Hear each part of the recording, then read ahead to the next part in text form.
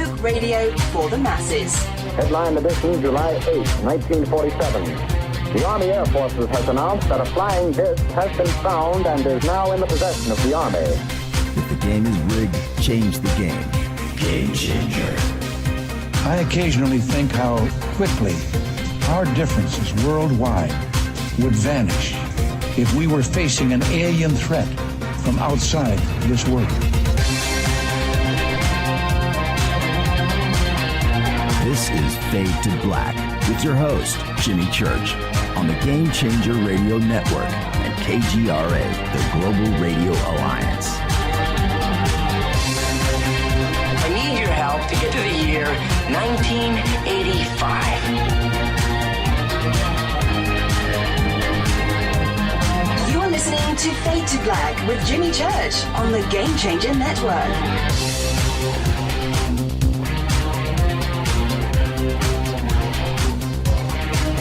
Good evening. Fade to Black.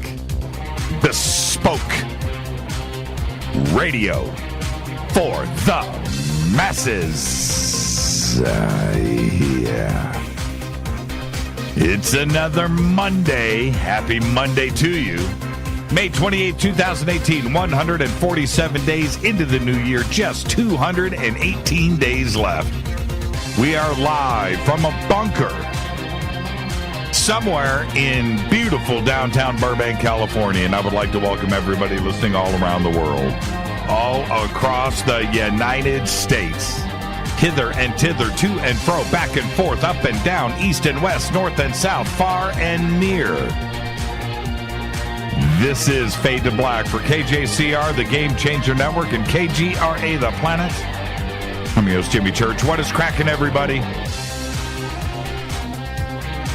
How you doing?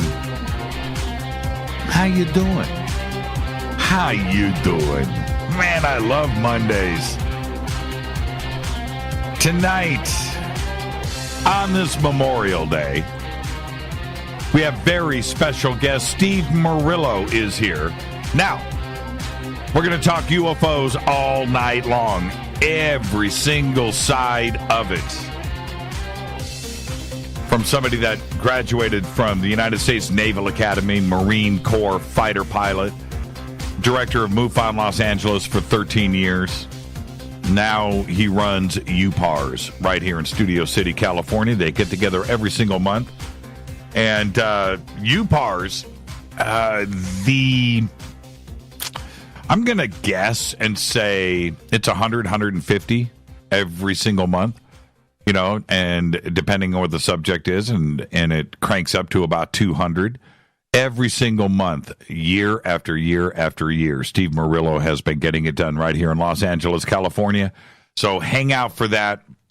He goes back all the way to, and I say this every time he's on the show, and we joke and kid about it, but he was our first guest on Fade to Black.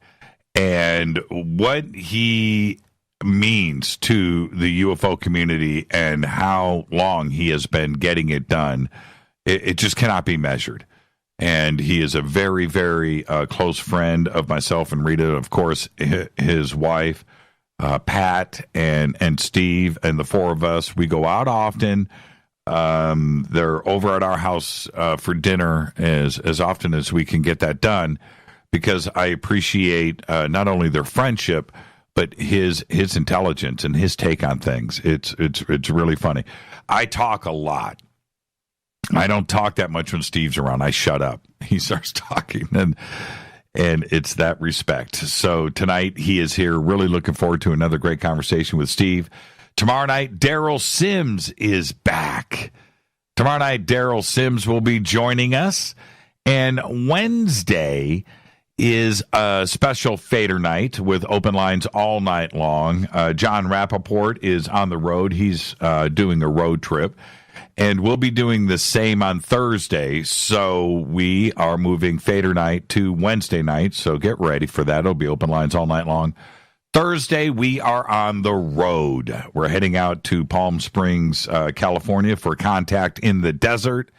And as soon as we get there, and I'm sure that a bunch of you will already be there, we've got to set up the booth and get ready. And there's a couple of parties that we've got to attend Thursday night, and then get ready for the action that will kick off Friday, June 1st. And that's it. This is Contact in the Desert Week. Really looking forward to hanging out with all of you. Yes, I get your email and I get your texts and your tweets and your post and everything saying, I can't wait for Contact in the Desert. And that's it. It is now officially here. Winding it down. Friday night, we'll be broadcasting live from Contact in the Desert. We do that every single year. And the first year that we did it, we came up with this crazy idea. All right, we've got all these speakers here. We've got, this on. Let's just bring on as many guests as we can. And so every 15 minutes, we bring in 2 more guests. And we do that for 3 hours. And we thought it was, all fun. And now it's a tradition. It's what we do. But you're going to want to, if you've never listened to a Contact in the Desert special before, check it out on Friday night, and you'll see the madness go down. It's crazy. It's crazy. It's such a good time. So that'll be happening this Friday night. Okay, so let's get this show cracking. I'm ready. It's Monday. And thank you for spending your Memorial Day with us today. I hope that you're enjoying your time off if you do work. If you're retired, maybe you don't have a job yet and you're still in school, whatever it is, but it's still Memorial Day, and I hope you spend it with friends and family and took advantage of what this day is here for, which is, for everybody that has served in the military and gave the ultimate sacrifice. And I used to talk about this a lot, but no matter what your position is on the United States or other state actors around the world or military or war or whatever, none of that is good. But one thing is for sure, the freedoms that we have in this country are protected, and the ability for me to speak on this microphone every single night, for you to listen to me, and those freedoms of that are here. And we just can't ever really lose sight of that. And I get, before I move on, I just want to say this on this Memorial Day. I'm an Army brat. And and when you live on military bases and you're with the military and you see that all around the world, and the military families, and you go to school with the kids and everything, it's a family that is out there, and you really just it's a tight-knit group. And so when it comes around to things like this, and I say things about our freedoms here, and then I'll get the emails, Jimmy, man, the United States imperialistic out there fighting, how can you defend, and how can you, and my response to that when I get those emails is, dude or dudette, the reason why you can even write me that email and complain is because your freedoms are defended and protected. So don't lose sight of that. If the email said, Jimmy, imperialistic, this, that, and wars and people dying, but at least I can type this email and my freedom is protected, but I'm still upset about it. That's the correct email. But, so don't lose sight of that, especially on a Memorial Day. All right. Now, On Stellar, I just tweeted out, you can follow us over at On Stellar. We've got all of our stuff moved over there. You can send me a friend request, onstellar.com. If you haven't registered, just go to onstellar.com. Use my referral code, Jimmy. That'll get you in and get you some bonus tokens and all of that stuff. But that's at onstellar.com. So send me a friend request. We have Fade to Black over there. We've got Rita is over there. We've got Game Changer Network is over there. And we're slowly migrating all of our internet presence and social media over to OnStellar, onstellar.com. Get over there, get registered, and you will see there's a lot of talk about OnStellar and what it is.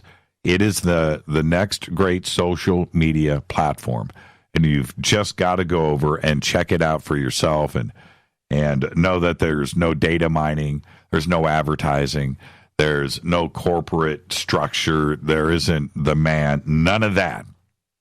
Freedom of speech, no censorship, an amazing place to go and hang out. It is the future of social media. It is the Internet 3.0. It is growing every single day. You need to come over and hang out with all of us. All right? It's great. The more people that are there, the more that when the blockchain kicks in, the more that our little token economy is active. And you need to really absorb that. Right now, we're still in beta test, and it is this huge success. But it's getting ready to really, really kick off. So you just want to go over there, get there now, and get in early. Just imagine for a second if you were around for Facebook when it was in beta test and you were part of it, and you would be able to tell, hey, man, I was there. Well, that's what's happening right now with OnStellar. You'll be able to tell everybody a couple of years from now, I was there, man. I was listening to Fade to Black. I got in, and I was hanging out. I was there, man. I saw the changes, and I'm being serious. Get over to onstellar.com. You can follow me on Twitter right now at JChurchRadio. JChurchRadio. That's where I hang out during the show. And the sandbox where all the conversations go off in real time is hashtag F2B. Hashtag F2BQ is Fade to Black questions, okay, for any comments or anything like that during the show tonight. You can also email Jimmy at jimmychurchradio.com. All right. Man, I love my River Moon coffee. Oh, yeah, Tanette Booth. I got to mention this. Tanette Booth, when I said we need a name for the new Fade to Black CBD, right? We need a name for it. Tanette came up with CB Dark. CB Dark. And that's what we're going with. It's called CB Dark. Tanette Booth. Thank you, Tanette. I hope you're out there listening. I haven't seen you post on Twitter, but congratulations on that. It was just amazing. And when I saw it, she called in on the show right after that. And when I saw it, everybody had great suggestions, and they're still coming in, by the way. But CB Dark just hit. It just hit. It hit with me. I was at AOL in the beginning. I know, right? So was I. I remember AOL floppy disk. Yeah, remember that? Before they got, you remember those CDs were coming in the mail every single day. I had so many of those CDs, but I had AOL floppies. Yeah, I remember those days. All right, breaking news. Last week, President Trump canceled the North Korea summit. Today, it's back on. And, well, sort of. I think he forgot that he canceled it. It's kind of weird. It's really weird with Trump right now. And I want the summit to go down. I want a nuclear-free zone over there. I don't want any more threats coming out of North Korea. It'd be really cool for the world, for Guam, right? Or South Korea, of course. Japan. But he canceled it. Now it's just like, well, it's back on. So anyway, right now the U.S. is meeting, and apparently they've wrapped up their meetings in North Korea. Maybe they're in a secret location, but now it was suggested today that they're meeting in Washington, I guess, at a secret location. I heard some stories about that. Very bizarre. And this is the other thing that was leaked. They're picking out restaurants. Yeah, they're making dinner plans. So you can't have a successful summit, right, without good appetizers. So they are working on that right now. Yeah, Tanette, you deserve that. Thank you, Olivia. I'm going to retweet that. That's pretty cool. Tanette came through. All right, CB Dark. All one word, by the way, CB Dark. Right? CB Dark, one word. Okay. Where am I at? Don't forget, we're going to be, of course, at Contact in the Desert this week, June 1st through the 4th. We leave Thursday. We get there Friday. But then right after that is our Soul Tech Gathering. And also in between, we'll start to make the announcements on this. June 23rd here in Los Angeles, California, is Disclosure Fest. And I think it's disclosurefest.org. You can go there for information. This is a free festival in downtown Los Angeles at the historical Los Angeles Park, downtown, next to Chinatown. Beautiful, beautiful place. I think it's about 35 acres, multiple stages, lots of speakers and things to do and hang out. So that's going down June 23rd. I will be there. There is a long list of speakers, and I'll get all of that together and start to make that announcement too. And then right after that, August 9th through the 12th is Soul Tech up at ECETI Ranch. All you have to do is go to soultechgathering.com, and we've got a great list. Now, we're going to be teaching up there. We're going to be teaching. Okay, so Corey Good's going to be there, special guest. We've got James Gilliland, Jason Quitt, Matthew Ryan, Michaela Sheldon, Teresa Inaris, Mary Gabrielle, and John Lund, Dana Harvey. And we've just added a few more speakers, teachers that are going to be there. So we're tightening all of that down. We've got to get it up on the website and get that stuff modified. But I'll start making those announcements in the days and weeks ahead. But we're only selling 300 tickets. That's it, not 301. Don't forget to subscribe to our podcast. We have over 850 archive shows, custom apps, Apple, Android, all platforms, just $2 a month. And you can just go to the podcast banner over at jimmychurchradio.com. You can also become a Fade or Not in our membership section on the site, where you get the bunker cam. You get commercial-free downloadable archives. You can even get the Game Changer, where you get your Fade to Black gear, autograph hats, T-shirts, all that stuff. Become a member right now. Become a Fade or Not in our membership section on the site. Don't forget all of our sponsors: Life Change Tea, GetTheTea.com, River Moon Coffee, Ancient Life Oil, Sacred Skulls, and Numana Food Storage, and, of course, Bearing Optics. Let's get the show cracking. Happy birthday to today, Gladys Knight. Gladys Knight is 74 years old. Rita and I had the privilege of seeing Gladys Knight, probably 13 years ago, 2005, at the Hollywood Bowl.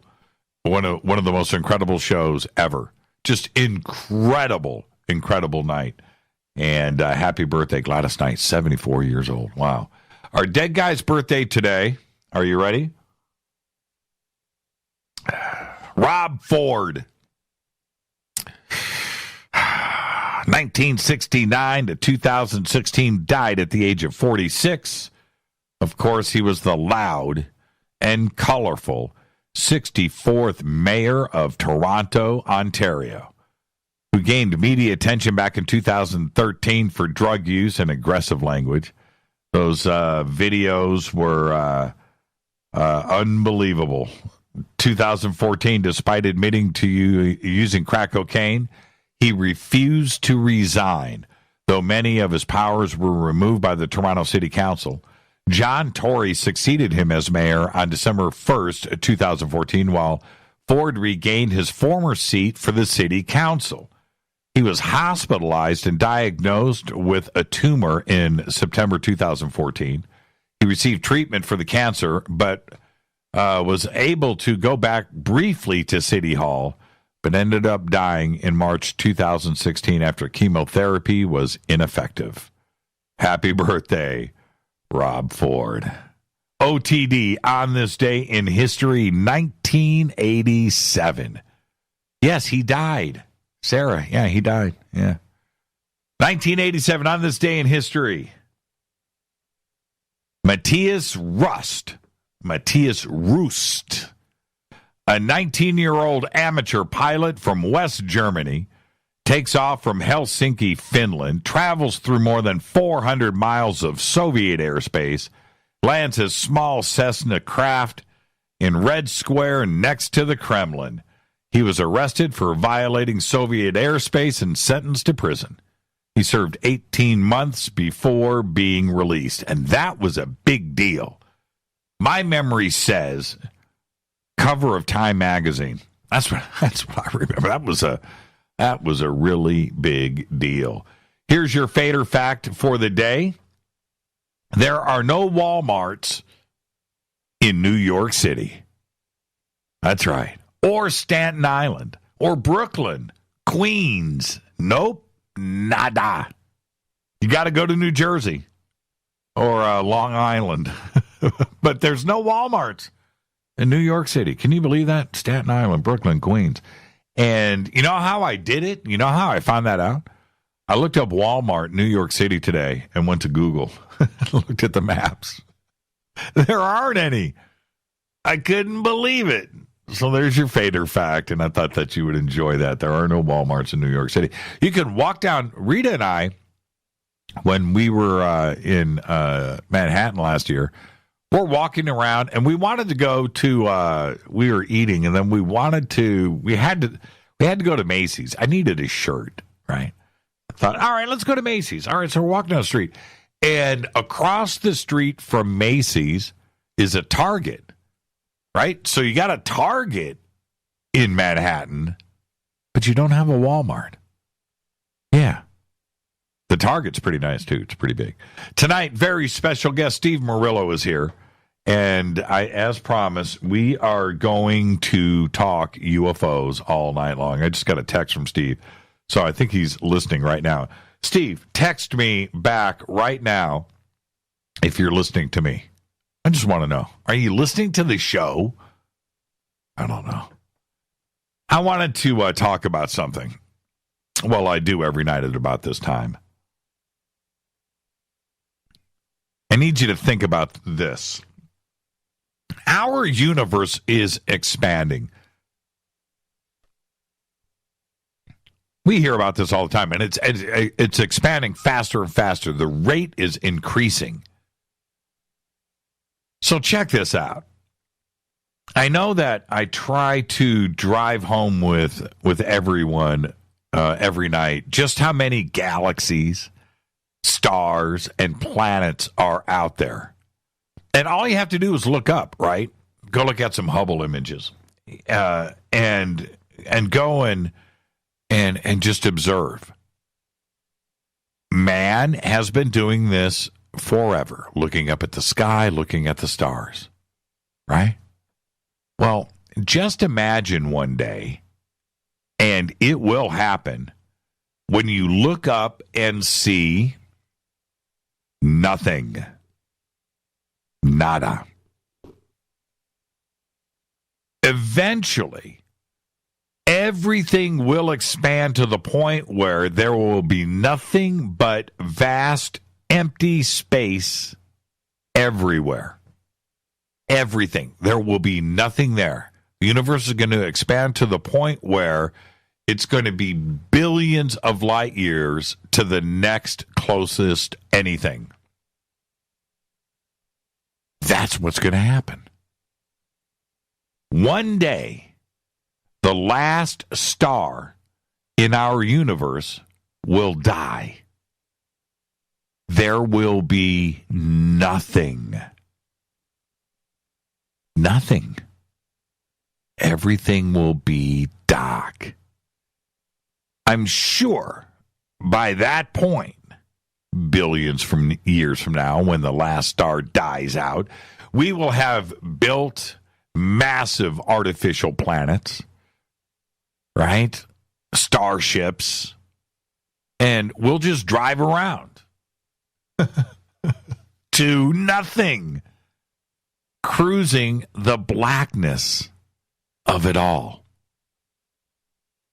It's a heavy thought, isn't it?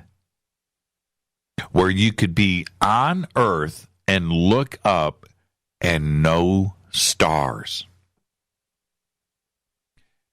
Our sun, at that point, should still be here.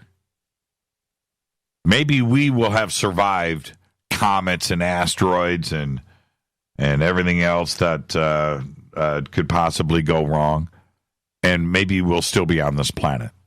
Maybe not. But just imagine that for a second, looking up and seeing nothing. Now, at that point, if you were on a ship and you were flying through the universe at that point, cruising through the universe, you wouldn't be flying, and there would be nothing there. You wouldn't see any stars. You wouldn't see anything. Everything would be too far away. You would not see anything. But the things that you might see would be lone, rogue, little lit up photons. Just crazy little things flying by. But as far as stars go, no. And when the last star goes out, the last star, then there is nothing. There will be nothing. And when the stars die out, and depending on how they want to die and what they want to do, there will literally be nothing left of it either. There'll be nothing in the universe. It's a crazy thought, isn't it? Because today, I mentioned last week, if you held up a dime, I said my guitar pick, right? If you held up a guitar pick at a blank spot in the sky anywhere where there's no stars, right there's 150,000 galaxies with 1 trillion stars in each one, right? Right there. That's what we have. But one day we won't. Strange, isn't it? And when you look at things like that, making contact and reaching out is what you want to do. They're getting farther away. We're getting farther away. We're spreading apart. The universe is a sphere, expanding and going. And eventually, it's just going to be nothing. It's nuts, right? That's why you come to Fade to Black, because I just want you to trip. I just want you to think. I just want you to stop and go, wow, right. We're only here for a blip, right? Our little lives, our little lives. Let's make as much of it while we are here together. This is Fade to Black. I am your host, Jimmy Church. I'll be right back with tonight's guest, who was our first-time guest, Steve Murillo. This is Fade to Black. I'm your host, Jimmy Church. Email is jimmy@jimmychurchradio.com. You can follow me on Twitter @jchurchradio. I'll be right back with our guest, Steve Murillo. Stay with me.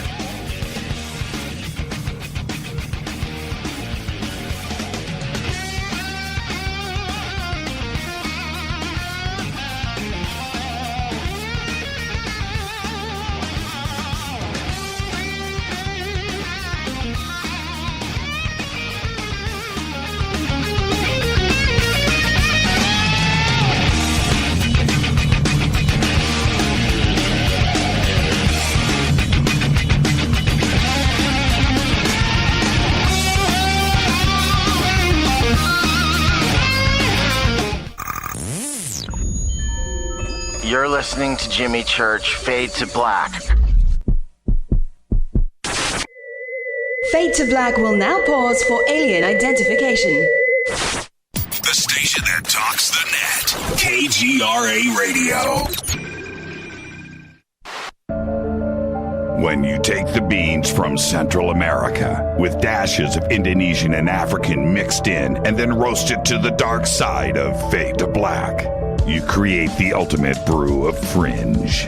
Introducing the Fade to Black blend from Rivermoon Coffee. Yes, Rivermoon's darkest customized roast was created for the love of Fade to Black.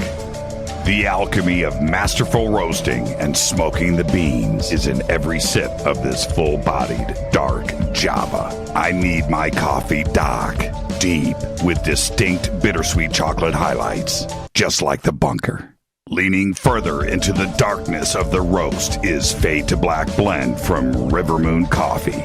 Just click on the banner at jimmychurchradio.com and use the promo code F2BBLEND for 15% off of your order today. Go Beckley Teppy. What can I say about the most popular tea on the internet?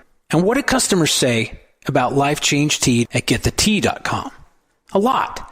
But by federal law, we at GetTheTea.com cannot make claims to how this product can enhance your health. We cannot even post our testimonies without being in compliance. So how do we get past the hump?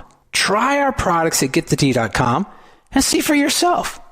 You can send us a testimony, but we just can't post it. Bummer. Our products are GMO-free and organic. We pride ourselves in being the best we can be, and we urge you to take charge of your health.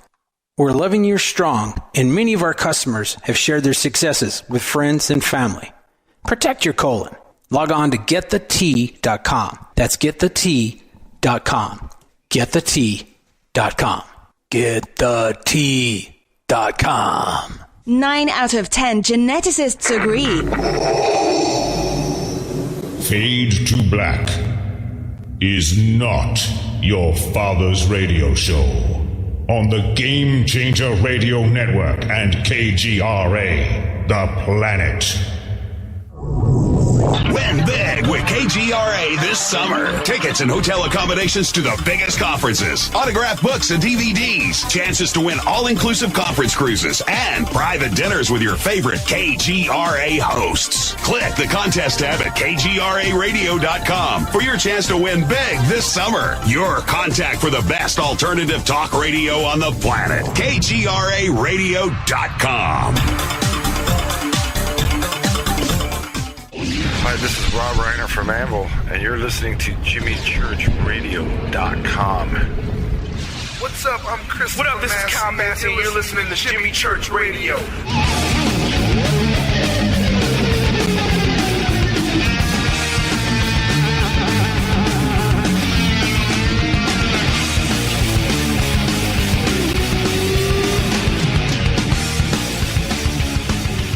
All right, welcome back. Fade to Black. I'm your host, Jimmy Church, on the Game Changer Network and KGRA, The Planet. You can follow me on Twitter right now, at JChurchRadio. This segment of Fade to Black is proudly brought to you by Life Change Tea. Go to the banners over at JimmyChurchRadio.com. Click, use the promo code FADER, F-A-D-E-R, and you will get yourself free shipping. Tonight, our first guest and our last guest is Steve Murillo. He attended the United States Naval Academy, where he received his Bachelor degree of Science in Systems Engineering in 1982. He was commissioned as an officer in the Marine Corps, attended flight school, served for 7 years of active duty as a jet pilot and maintenance officer for his squadron.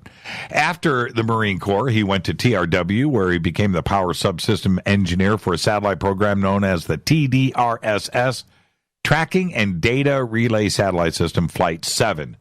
Steve was the MUFON Los Angeles director. He held this position for 13 years, conducting field investigations and, of course, those famous monthly meetings until June of 2013. Now Steve heads up UPARS Los Angeles, the UFO and Paranormal Research Society Los Angeles chapter. He and his group investigate all things UFO and paranormal and have monthly meetings in Studio City, California. You can go to uparsla.org, and I would like to welcome back to Fade to Black, Steve Murillo. Steve, good evening. Good evening, Jimmy. How are you? I'm doing good. I just sneezed. I hit the cough button. That's okay. I just laughed. Yeah. How you doing, man? Good to hear your voice. Yeah, no, it's even better to hear yours, Steve. And I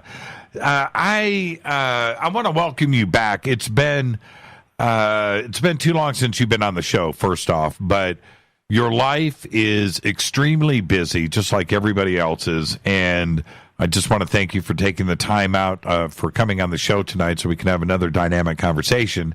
But you've got UPARS, you've got OnStellar, you've got Contact in the Desert coming up this week.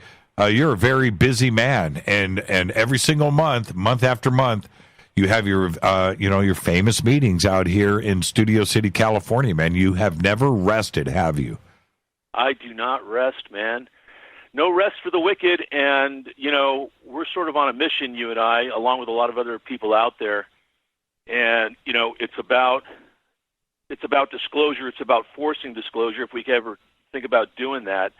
And I don't know if we're going to have to. It seems like it's almost happening organically now.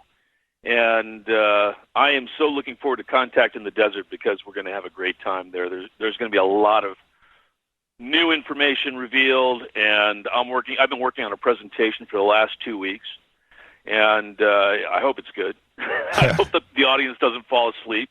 But it's going to have a lot to do with, what's next. We have disclosure hopefully coming up soon, but then what's next? Once mankind gets their mind wrapped around that reality, what do we do next? Where do we go? Yeah, and because you seem to be at the center of it all, and what I mean by that, Steve, is you doing MUFON for 13 years, the largest MUFON chapter in the world, right here in Los Angeles, and it was big. It was, and now UPARS. Every single month, you gather, 100 or 200 people together. What is the atmosphere there like now? What are they talking about? Certainly, when it comes to disclosure, how excited are they? Because you get everybody's opinions out there. Oh, absolutely.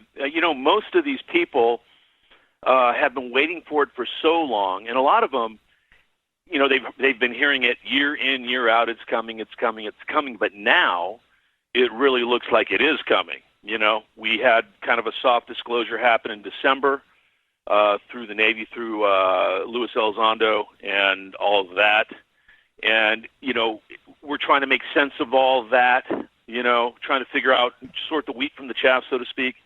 But the audience, my people, what I'll call my people, my tribe, they're sort of sitting on the edge of their seat right now. And it's really great timing for something like OnStellar. OnStellar is a team effort, and the team even literally consists of the people that are members. That's really the team. That's what's driving it. But its vision, it was created to sort of continue to drive this narrative, this disclosure narrative. It's a place where people can get together and discuss these things without fear of ridicule, without fear of being made fun of. Everybody on Stellar, here's what I love about this thing, Jimmy. It's a community where everybody there is sort of on the same frequency, on the same vibration, you know what I mean? And we can talk and have actually intellectual discussions about abduction, about UFOs, about free energy, things like that. So that's what OnStellar was designed to be built. That's what it was designed for, is to create that forum. And, there are a ton of things in the works that are going to make OnStellar even better than it already is.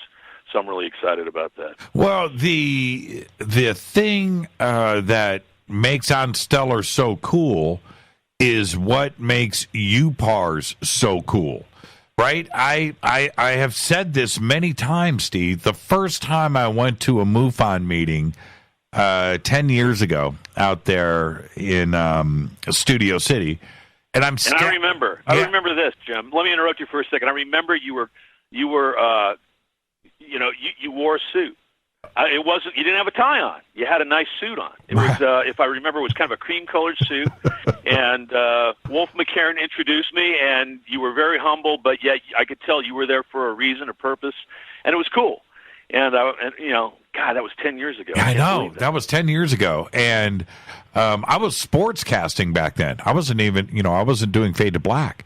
And so, but anyway, I showed up there, and I this is what I remember. It was so much like what OnStellar is today. I was standing in the middle of the room listening to everybody talk. and I'm listening to Alex Mastretta. I'm literally listening to what he's saying to somebody else about a sighting, and they were referring to another case from 20 years before that and how they were similar. And I turned the other direction, and Wolf is talking to somebody else about, Area 51, and I turned to my left, and somebody's talking about this abduction experience that they went through. And I'm standing there saying to myself, I'm with my people. Everybody here is talking freely, right? They're just letting it all out. And I just felt so at home. And that is exactly what OnStellar represents. And you're absolutely right about that. You having UPARS and being able to put this on every single month, this audience needs to understand. We're talking about 100 to 200 people that get together, not 20, not 10, not 5, but a very large group that gets together every single month. First Tuesday, right? Third Tuesday of every month for the last 15 years, right? 18 years. And so anyway, 18 now. Holy smokes! I know. And that freedom is what people need to just go and share their experiences and what their interests are. And what I found, just like what OnStellar represents now, you with MUFON back in 2000, when you made the change, I guess that was 13, yeah. 2013. Yeah, 2013. Middle of 2013. Yeah. You felt that the paranormal isn't just represented by this community isn't just represented by UFOs. It's everything that falls underneath that umbrella, and that everything could be connected. And you wanted to be able to investigate all things. And that's what OnStellar is. OnStellar is, 0 point energy. It's holistics. It's health. It's the universe. It's Egypt. It's ancient history, lost history, near-death experiences, time travel, parallel worlds, UFOs. Right? That is what this community represents, and just like what goes on out at UPARS, right? And that's why you decided to make the change. That's right. That's exactly right. Yeah, investigating UFOs, I've said this a million times, investigating ufology, investigating, say, an abduction, you'll find paranormal activity surrounding the individual who's being abducted periodically, or, people have seen Bigfoot when they see a UFO, and I did not believe in Bigfoot until just a few years ago when Mastretta and I came across a track with a few other people. We were out actually near East Eddy Ranch and wandering around in the outback, and sure enough, prints. Couldn't believe it. But anyway, so now I believe in Bigfoot. My point is, over the years, we've come to see that all of these things seem to be related in some way. They have some connection, which is outside our normal field of view, outside our normal reference. And I think that investigating that connection, trying to learn, trying to discover what that is, what does it mean? 100 years from now, it'll just be like old hat. Everybody go, oh, why couldn't they figure that out? Right. God, it was so obvious. It was right in front of them. They couldn't figure it out.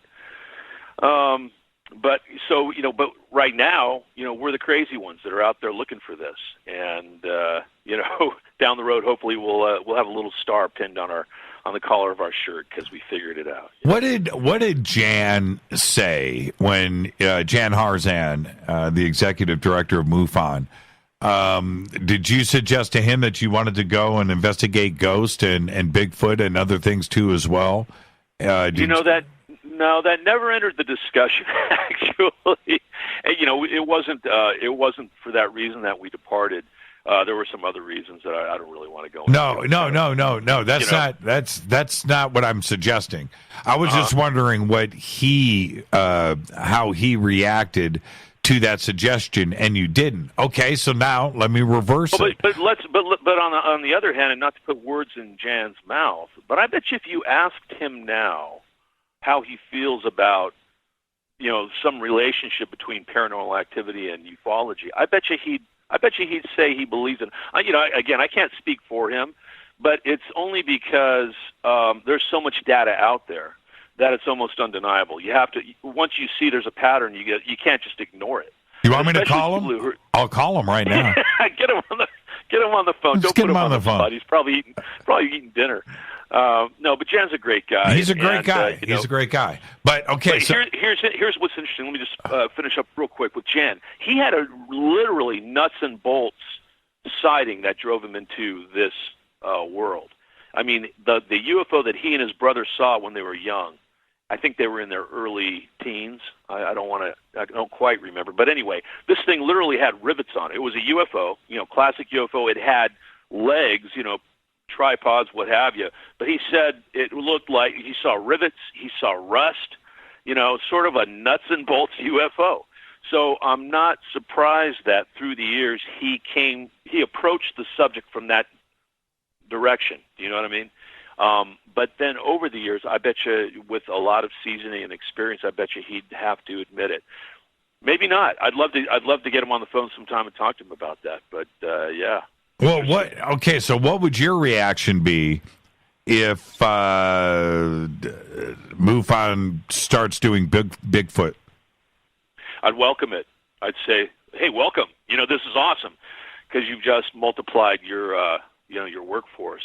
I mean, if we really want to get to the truth of all these things, right, what we have to do is keep an open mind and communicate, right, share information. It can't be about, oh, I discovered this or I'm the one that figured out that. That ego thing has to go away. And I know that's been prevalent in the past or among some people, and certainly not Jan. I'm not singling those guys out. But I'm saying, and you know who I'm talking about, these sort of researchers who they're on the circuit and they want to be, they're preening and they're kind of walking around like they have all the answers.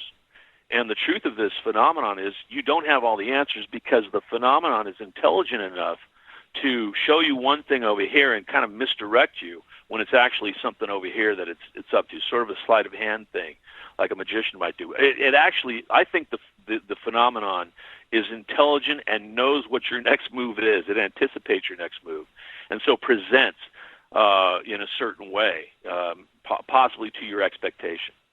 The part of Bigfoot, I'm still on the fence. Right, I haven't. I don't blame you. Yeah, I'm still on the fence. But let's say this: what do we do when ET steps off of the craft and it's frigging Chewbacca? Right. Where's Han Solo? Right. Man, let's go.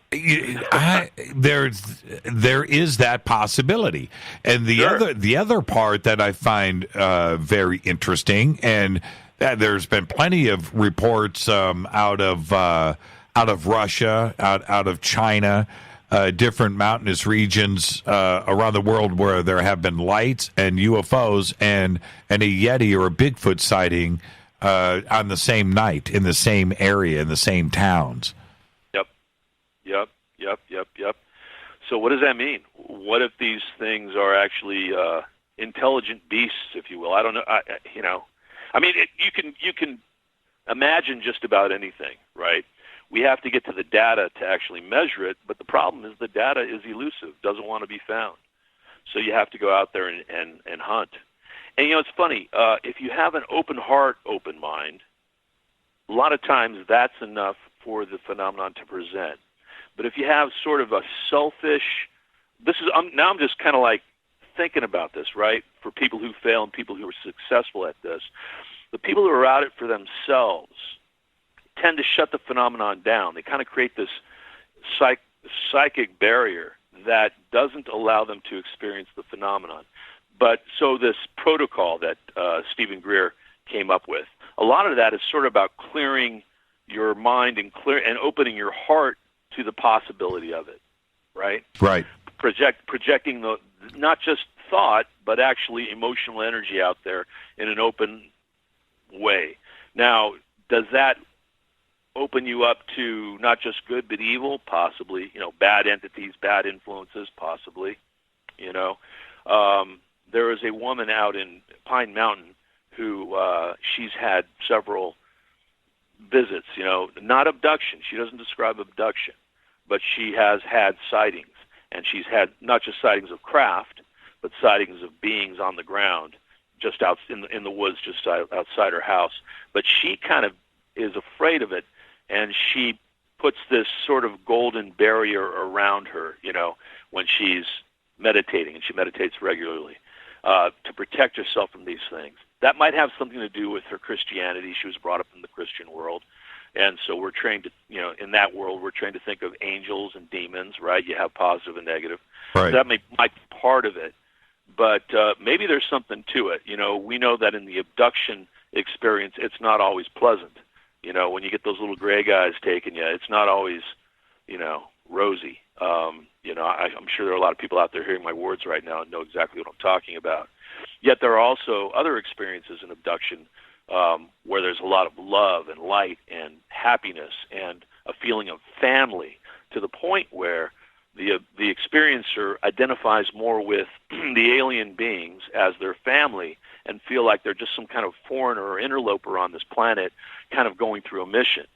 So it's a really, really interesting phenomenon of the abduction. Well, you bring up a really good point, and Pine Mountain, for the audience, Pine Mountain is about, 50, 60 miles away, just north of us from Burbank, up the 5 freeway. It's not that far. 5, Fraser Park, just go west and you'll hit it. So the astronomers use it because it's an 8,500 foot Pine Mountain is 8,500 feet. Beautiful, huge parking lot up there. So once a month on the new moon, you'll go up there and there are all these astronomers. They have these telescopes the size of a car, literally, like the size of a car, and they're looking at the sky. And you can just walk around and talk to them and do and sky watch all night. Cool place. But at the base, I'm sorry, Jim. At the base of that's where Pine Mountain Club is, and it's a little development there that somebody built in the 70s. It's a hot spot, and it's not just this lady that I've interviewed who's had sightings. What brought us out there, Mistretta and Wolf went out there because we had heard of multiple people in the town having a sighting on the same night. So we basically interviewed 3 different people. She was one of them. 3 different groups. And they were all on different parts of the town, so we kind of triangulated the position of this thing when it came down and all that. It's amazing. And then I had other people from the town calling me later, telling me stories of things that had happened to them. So it's kind of a hot spot. Well, our cousin, who you've met, by the way, they just bought a house up there. Oh, really? Yeah, so we got a place. We got a place. Yeah, we got a place. They've got a nice. Go up there. Yeah, we can go up there anytime. Now, but back to my point about Pine Mountain. Here it is. It's 50, 60 miles from Los Angeles, and you would think it's a heavy populated area. Pine Mountain is surrounded by forest that I guarantee you the majority humans have never set foot on. And when we look at our country, it seems like we are everywhere. There's cities everywhere. There's towns everywhere. There's roads everywhere. Everything has been explored. I don't know what the percentage is, Steve. I really don't. But I would say that the majority of the United States, there's no footprints. Nobody has walked across it yet. And now, again, I'm still on the skeptical side of Bigfoot.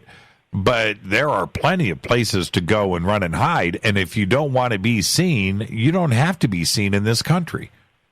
That's absolutely true.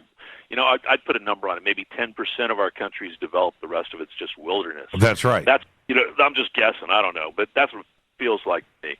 And let's just kind of like use our imagination for a second and think about this thing, Bigfoot, right? Okay, so what if it's as intelligent as man, or why not? Why not? Okay, let's give it the intelligence of a man. The camouflage, the mastery of camouflage, that like a sniper from the Marines couldn't do, right? The scent, the nose of the best canine, right? The hearing of the best canine, the eyes of an eagle, right? You would not be able to sneak up on this thing, right? But yet sometimes people report that they kind of like surprise it, and it jumps up and runs. So maybe I'm way off on that. Maybe I'm giving Bigfoot more than he's due. But I can imagine if this thing evolved over the millennia out there in the wilderness like that with an intelligence, even, okay, not as intelligent as man, but more intelligent than an ape, let's say. Maybe that's man. What would it be like? What would that be like? Maybe that's what Bigfoot is. Don't know. Well, don't know. And back to my point, if you wanted to look, even Ted Kaczynski was able to, disappear. True. So, if you don't want to be found and you know how to run, there you go. Now, back to the UFO part, where the sightings of Bigfoot and UFOs, there has been enough of that has come together where it seems to be related. It seems like it could be connected. Okay, all right, that's the appearance. But there's the other side of it. There's 2 points that I think are very interesting. One, Bigfoot can disappear very easily. Can vanish, right? We've had plenty of sightings, plenty of sounds, but seems to be able to vanish. I don't know if that's interdimensional. I don't know if that's jumping on a ship. I don't know if that's I don't know. Cloaking. I don't know. But the other part is there hasn't been any offensive intent from Bigfoot, attacking, right, killing. There hasn't been that part of it either, so it doesn't seem like they mean any harm, except for when they throw some rocks once in a while. Well, kind of a yes and no on that one. If you look into the literature a little bit, the Indians, the indigenous tribes here, and I don't know the exact tribe, reported warring with these things at one time, stealing women and this and that. They were coming in and stealing this tribe's women and running off.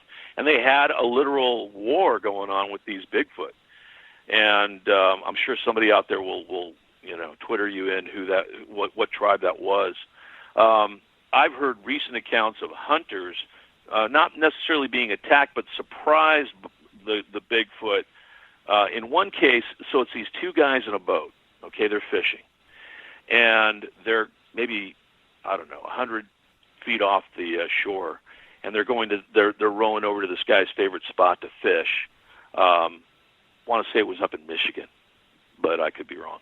Anyway, so it's these 2 guys, these 2 brothers, and neither one had ever had a Bigfoot experience. All of a sudden, this figure out on the shore steps out from behind a tree and heaves a rock at the boat. A big rock, not a little rock, a big, like almost a boulder, and it goes kerplunk just off the bow, right? And one of these guys is not thinks it's some guy out there messing with him, and he's not having any of it. He starts yelling. So the thing throws another rock, almost hits him again. So now the guy's angry, and he rows the boat to shore, jumps out in the water, runs over, and then gets there, and it's this 8-foot tall creature that bellows at him, and the other brother is trying to get out of the boat too. Bellows at him so loud, but this scream that the guy said he could feel it in his chest, resonating, and sort of paralyzed him, and just sort of set him back on his heels when he's trying to figure out what the heck he's looking at. And this thing bum rushes him and knocks him on his ass, and the other guy has a .357 Magnum in his holster, but is so dumbfounded he doesn't even pull it. He doesn't know what to do. They're petrified, and this thing's yelling at them, making all this noise, and then runs behind some trees and takes off, and they're just left there in shock. And they're there in shock. They finally get themselves together enough to get back home, and they go to report this thing to the police, to the local sheriff or whatever it was, constable, and they just sat there in shock, babbling, incoherent. What the sheriff describes as incoherent babble about a Bigfoot, and they kept saying, you saw a bear. We didn't see a bear. It wasn't a bear. Anyway, well, I got to tell. Yeah, I'm going to take a break. I've never heard that story. I'm going to take a break right here. Our guest tonight, Steve Murillo, talking a little Bigfoot, talking UFOs. We're doing it all tonight. It's Fade to Black. I am your host, Jimmy Church, and I don't know why, but I don't have my music. What's going on with that, Steve? Where's the bumper music? Is it you? Is it you, Steve? See, it's Bigfoot. It's Fade to Black. It's Fade to Black. I'm your host, Jimmy Church. More with Steve Murillo right after this short break. Stay with us.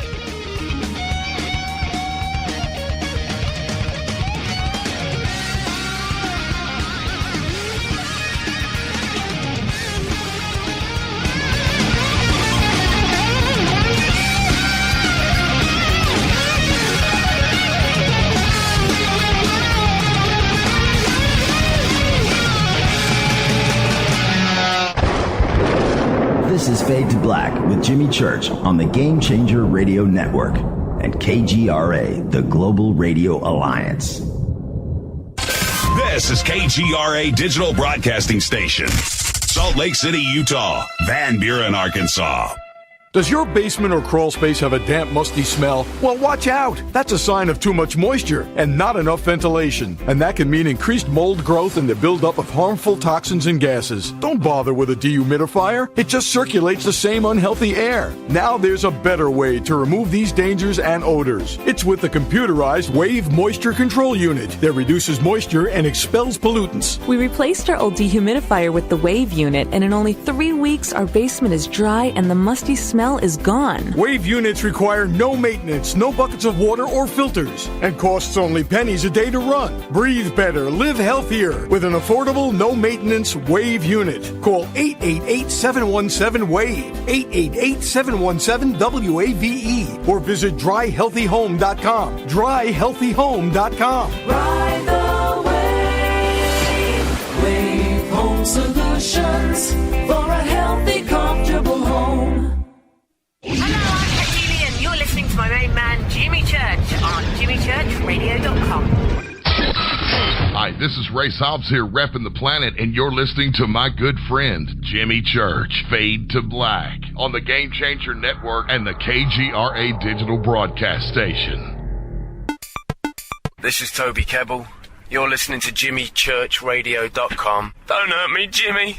I'm only little. Hey, I'm Adrian Grenier. And this is Ari Gold. We're the Honey Brothers. Yes. We are of the Honey Brothers. Hey, I'm Adrian Grenier. And I'm Ari Gold. We're the Honey Brothers. And you're listening to Jimmy Church. The Revolution. This is Micah Hanks of the Gralien Report, and you're listening to Jimmy Church on Fade to Black, across the globe on the Game Changer Radio Network and the one and only KGRA Radio, The Planet.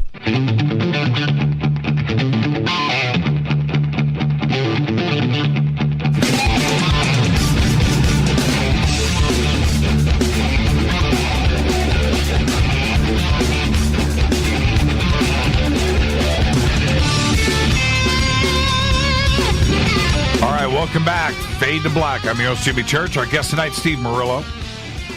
The first guest we had on Fade to Black 5 years ago. Crazy. And he's also our last guest tonight. Steve Murillo. And this segment of Fade to Black is proudly brought to you by River Moon Coffee, makers of the Fade to Black blend. And we've got the new Fade to Black CB Dark coming out in about a month. So get ready for that. Just head over to the River Moon Coffee banners over at jimmychurchradio.com. Use the promo code F2B Black, Fade to Black. It's right there. All right, Steve, I wanted to ask you this. I want to ask you about CBD. Have you jumped on the CBD wagon? I have tried it. Yeah, love it. I do karate, as you know. A lot of times we'll injure a finger or, sprain something or, bruised ribs. The CBD helps with inflammation. So I really like it for that reason. Well, we've got Fade to Black CBD coffee coming out. Seriously? Yeah. How do they do that? That's amazing. Man, scientist. Scientists, man. When it can, this is what's really fascinating to me. When it comes to the pot today, is not the pot that you and I smoked when we went to go see Foghat in 1977. Right.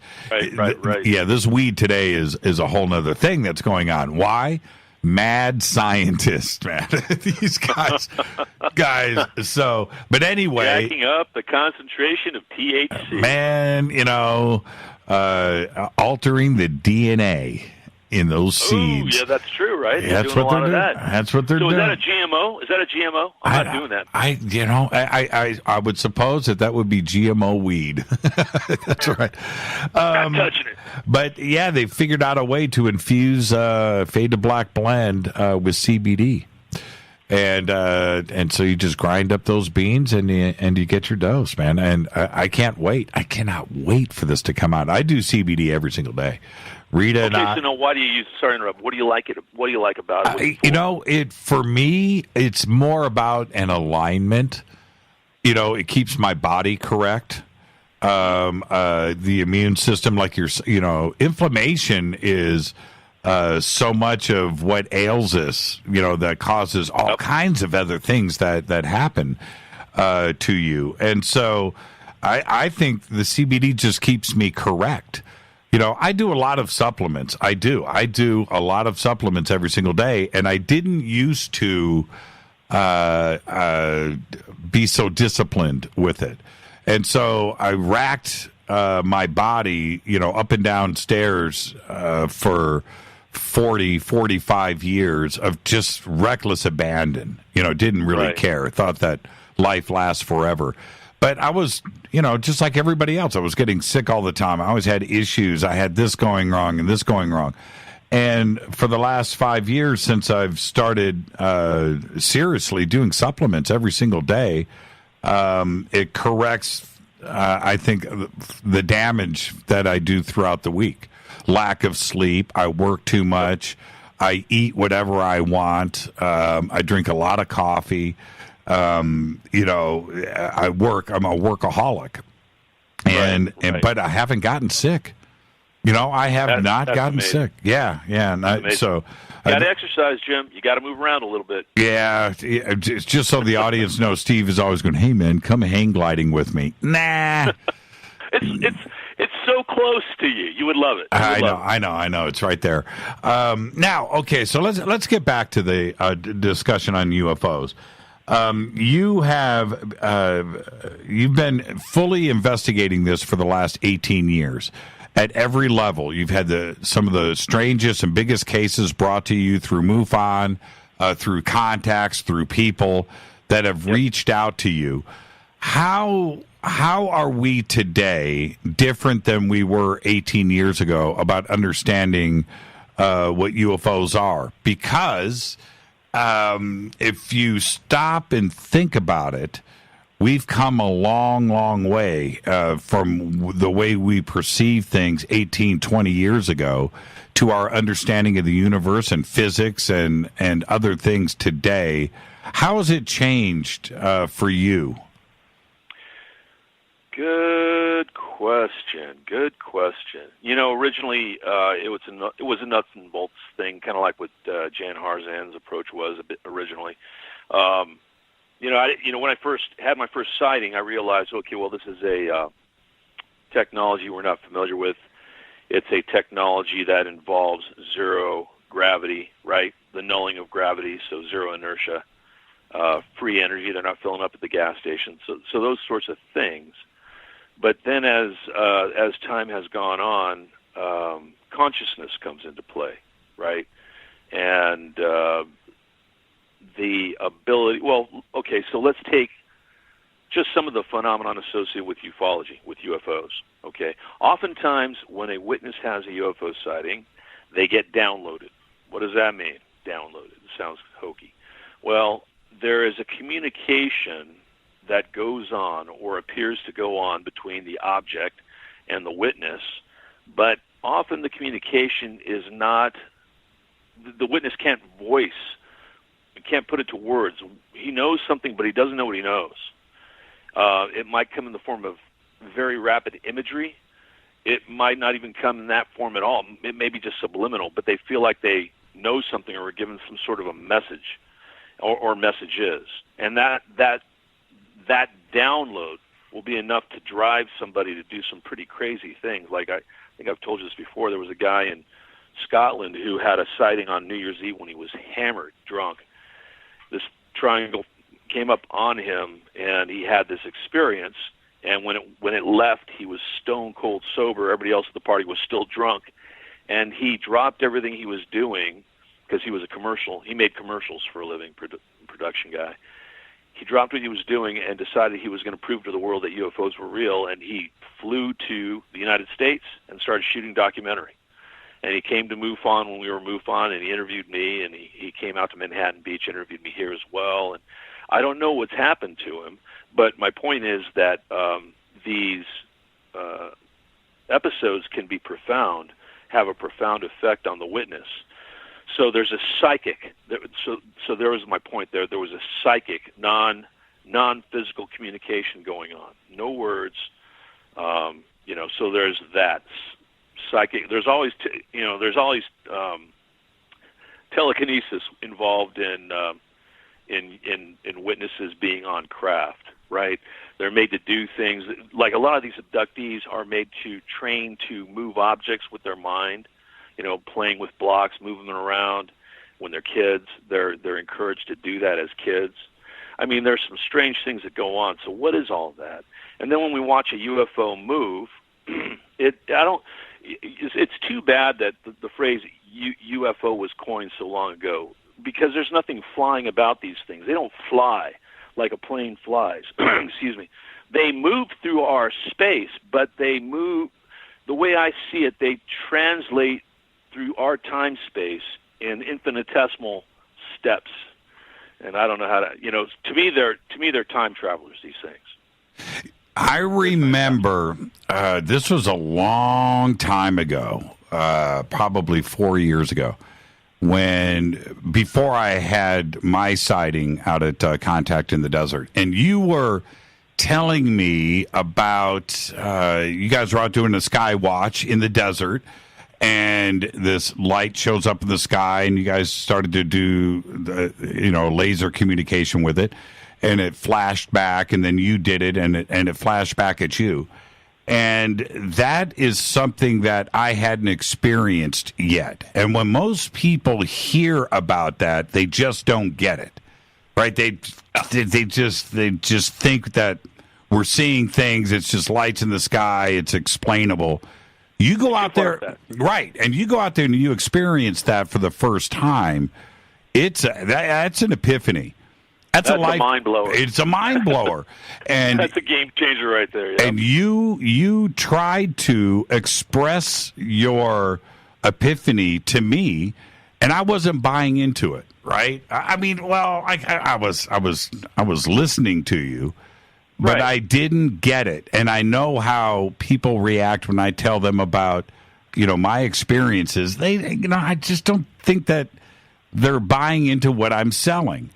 That was a first-time experience for you when you had that communication with that Skywatch. Tell the audience about that. Well, we had gone out there, and I forget what year. I'll say it was 2003. Sandra Marsh was an experiencer who was part of our board at the time. Very, very psychic, very intuitive. She had a lot of interesting gifts, and one of them was she could pull these things in. And so she volunteered. She was talking about it one time, and I said, well, let's go. Let's put a band together and let's go. Let's go out to the desert. So she agreed, and we did. So we spent the day prepping for this. Okay, we got there in the early afternoon, and she had brought a bunch of spoons and forks, silver. And the first thing she was going to do, we were all going to bend spoons. And I'm like, okay, what's going on here? This is kind of hokey, right? So she hands me a fork, and she's got us in a circle, and she's talking, and she's telling us to rub them, and I'm rubbing my fork, and I'm looking around going, what the hell is this, And then sure enough, I'm looking at my fork, and it starts to curl.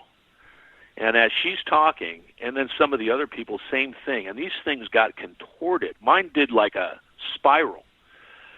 And I thought, okay, maybe, I heated the metal with my hand. I wasn't rubbing it hard, but okay, the heat from my hand, your mind is making up these excuses, right? And, so that kind of put us in the right frame of mind. In other words, it kind of shifted us a little bit, right? Then comes nightfall, and we go out to this mound where we're all going to do the sky watch.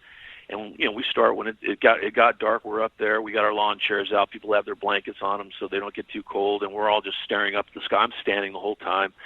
Hours go by, and while we're standing, as the hours go by, she keeps saying, "They're right there." And she's pointing at a certain spot in the sky. They're right there. They're watching us. They know we're here. And she's going on and on and on. And I'm looking up there. I just see a few stars. No big deal. And so sure enough, at around 2:30, 3 o'clock, the guy next to me, who's also standing up, goes, "Whoa, it just flashed me." I go, "What?" He goes, that star right there just flashed me. And it wasn't a laser. He had one of those little LED lights from REI, the ones that you can light your key, the key holes to get into your house. It wasn't bright, it wasn't bright. It was just a little white LED light. Right. And so he goes, "It just flashed me." I go, "Flash it back." So he gives it 2, boom, boom. And sure enough, I'm looking up at this star, and the star goes 1, 2, flashes on and off twice.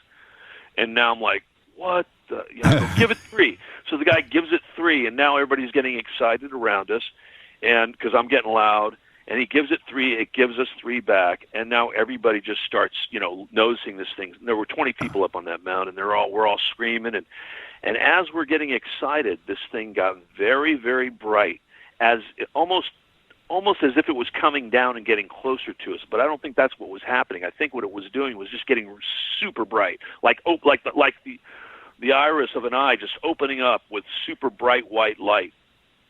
And everybody's screaming, and some people are like getting scared. Other people are saying, "Come get us," and making crazy comments. And then as soon as there was a girl next to me, I could hear her kind of crying, not crying, but kind of like, "No, no," she was getting scared. And as soon as that happened, the thing went shoom back down to a little beady light like a star, and then it just moves across the sky. I mean, like maybe moves across half the sky, and joins up to these other 2 stars, and they form this perfect triangle. And I saw, an equilateral triangle, and they're all there. Now you've got this geometric shape in the sky of a triangle, and then the 3 lights rotate about the axis. They start to turn. And everybody, I'm just dumbfounded at this point. I'm just like, what the heck? Right. And, I'm just, this is unbelievable. And then they just sort of as if like they're getting squeezed together and getting dimmer and dimmer and dimmer. So they're coming together and dimmer and dimmer and dimmer, and then they're just disappear into the black. And nobody could believe it. And I was like, did that just happen? And everybody's just looking around, and we stood there for another hour or 2, hoping something else would happen. Nothing else happened for that night. And now here's the funny thing. There were 2 guys one was my predecessor, Mark Hunziker, who's just recently passed away. God rest his soul. He passed away maybe 3 weeks ago. But Mark was the guy that I replaced. He held the post for, I think, 6 weeks, something like that. Anyway, he was there. And his buddy Bruce Austin was there. Now, these guys were both board members of MUFON. And Bruce was Air Force intelligence, and then was a contractor in El Segundo that worked for, let's call it a think tank. All right? When he came to our meetings, he was never really interested in listening to the speaker, never really interested in anything going on with the meeting. He just sort of like sat there and messed with his phone and wasn't really paying attention to anything. He didn't seem interested in the subject. He was a laughable guy. He was a nice guy, but he just didn't seem into the subject at all.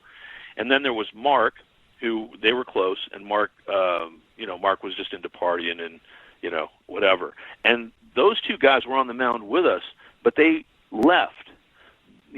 Allegedly they were there to have, do this thing, but they left before all of the fireworks started, right? So they went into their tent, went to sleep, and they missed a huge event. In my mind, a huge event. So were they made to leave? I don't know. That often happens in ufology. One person or a group of people are made to leave or turn the other way, or, like my wife, when I had my sighting, she forgot her wine and she had to go downstairs to get her glass of wine. She didn't have the sighting. So just a lot of weird, kind of cliches in the ufology world happened that night, but it was a phenomenal sighting. It convinced me that there are some people who can call in this phenomenon. Now I refer them in my mind. I call them strange attractors, from the physics theory. But one of my favorite stories to tell, and since you're with me, I'm sure we've done it on the air before, but it's just a great story because you and I and Alex and some Fadernauts 4 or 5 years ago at Contact in the Desert, man, if we didn't summon that thing on our patio that night, I don't know what you would call summoning, because that's exactly what happened. Yeah. And so, almost called it out. Yeah, called it out. So we're standing there. There's probably 10 of us out on the patio. Rita and I rented this little cabin literally in the middle of the desert. Yep. And so we're out on the patio. I don't know, it's probably midnight. And it's you, myself, Alex Mistretta, Rick Sinnott was out there, Space Boy was out there, Walter was out there, and then who was your friend that looked like Kenny G? Who? I can't remember. I don't. He can't. You brought. He totally threw me off. He looked. I don't know. Oh, come on, your friend. Yeah, he looked like Kenny G with the long hair, the young guy. He rode with you in the car. We went and picked up the pizzas together. I don't. Oh, God. Oh, no, I don't have his name. I'm sorry. Okay, but Kenny G. I'm so sorry. Kenny G's there. We got Kenny G.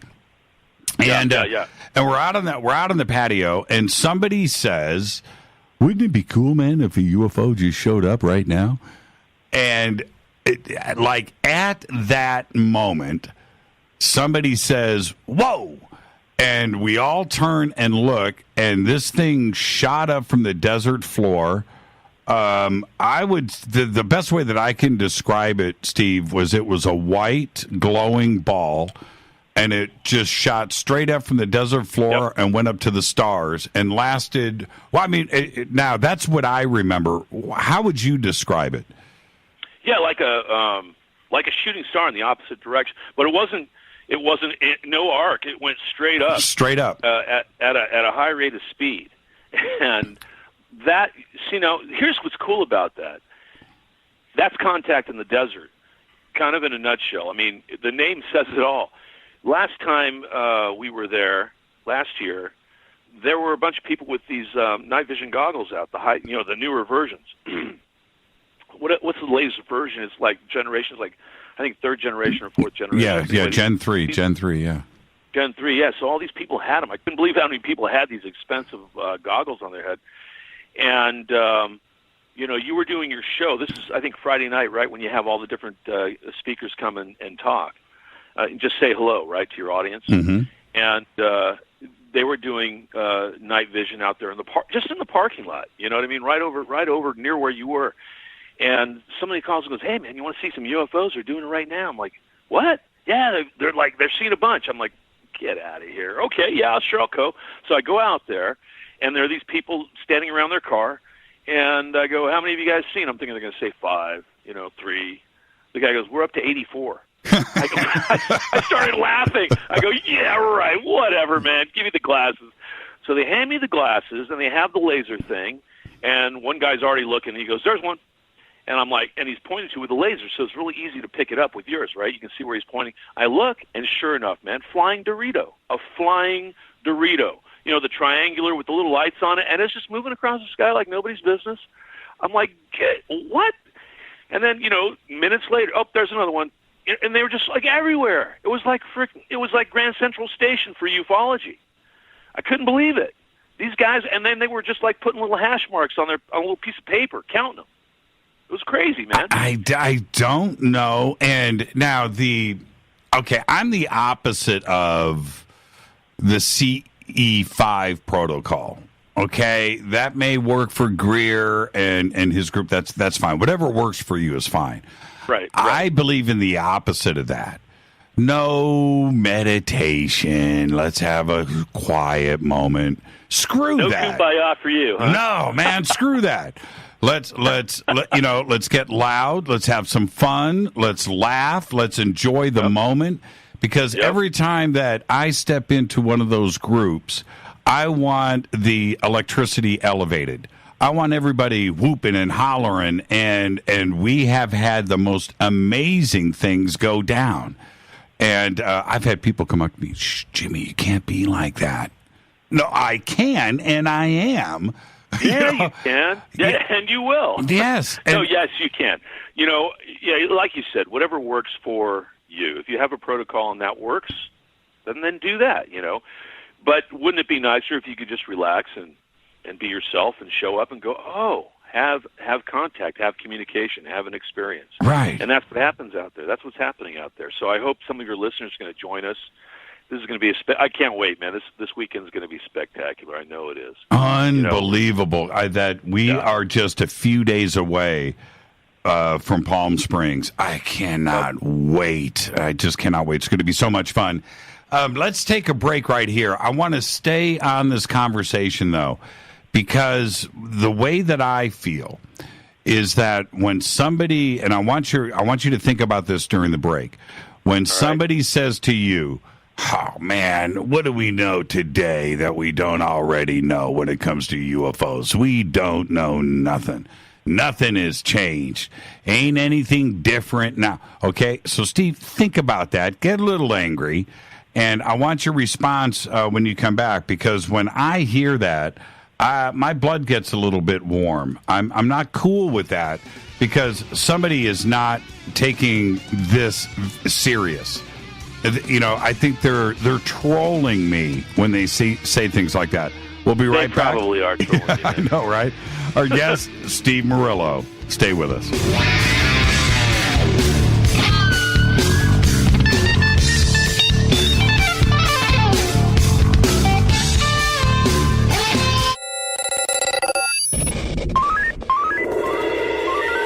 Way out here, we listen to Jimmy Church.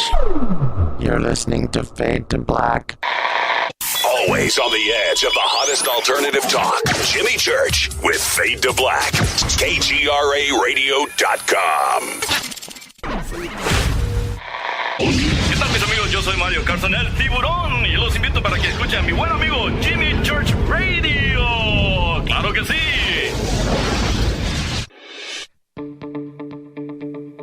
Hurricanes, earthquakes, wildfires. This year we've experienced more than our fair share. This is Jimmy Church of Fade to Black, and last month I decided to make sure my family does not have to worry about food should we get caught in a real emergency situation. Introducing Numana, a healthy, storable product that tastes so good that you'll want to eat it every day instead of just during those times of duress. All Numana products have a 25-year shelf life, are MSG and GMO-free, no preservatives, and are made in America. With the Numana pack in your home, you'll be able to sleep at night knowing that you've protected your family. Not only have I tasted and tested, I own it. Now you can too. Just click on the Numana banner on JimmyChurchRadio.com and use the promo code Jimmy when you order. In addition to a discount, we'll send you an autographed Fade to Black t-shirt. Seriously. Go Beckley Tappy. Do you worry a lot? Whether you're a college student, busy professional, parent, or grandparent, ongoing stress and elevated levels of the stress hormone cortisol can rob your memory, your health, and your future. Now you can combat the effects of stress and anxiety while improving your memory and recall at the same time with the dietary supplement Calm and Clever. Studies show that the ingredients in Calm and Clever reduce cortisol by as much as 30% in 1 to 2 weeks. Call 1-800-758-8746 or calmandclever.com. You listen to us, and we listen to you. And so does the CIA. KGRARadio.com. You are listening to Fade to Black with Jimmy Church on the Game Changer Network. Oi, oi, I'm Reese Evans. You're listening to Jimmy Church. This is Revolution. The revolution will not be televised. The revolution is on radio. Ciao.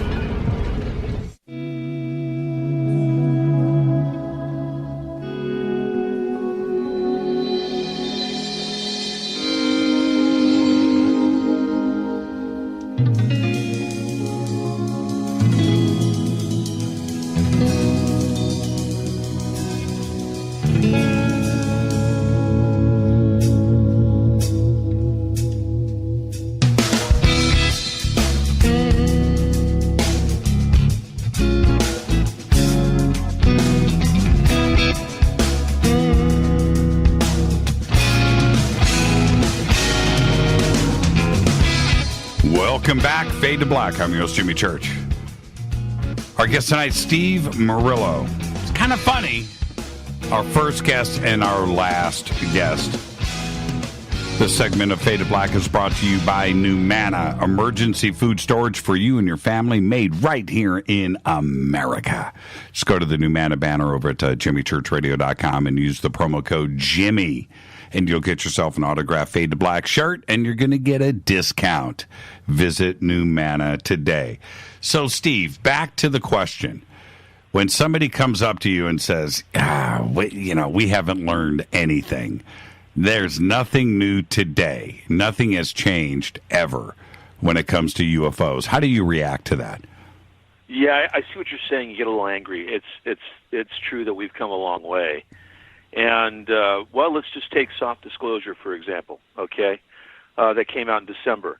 So, for one, the Pentagon admits, hey, these things exist.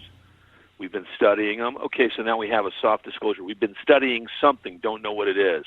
Whatever this thing is we're studying can do things that our aviation is not capable of doing. Velocities, turning capabilities that far exceed what we have in present, technology. They can cloak, right? They have the ability to go invisible, but not to our FLIR. Forward-looking infrared can see these things. And I was thinking about it. That's what the Tic Tac UFO was visible on FLIR, but not visible to the naked eye for a while, right? That also happened in the Campeche incident back in, I think it was 2006, when the Mexican Air Force was out there looking for drug runners trying to cross the California border, and they came across some things that appeared on their FLIR and followed them around for a while. So it's not the first time that, but when they looked outside, they couldn't see them, but they could see them on their FLIR. Right. So it's not the first time. Hey, that the Pentagon is funding this thing, right? Harry Reid got the financing. What was it? $20 million for 5 years, was it? Yep, 22 million. $22 million for 5 years, which is a pittance, right? That's like a spit. But it's sort of an admission that, yes, some money has been going towards this. So those minor admissions will lead to, sort of open the door. They crack the door for us.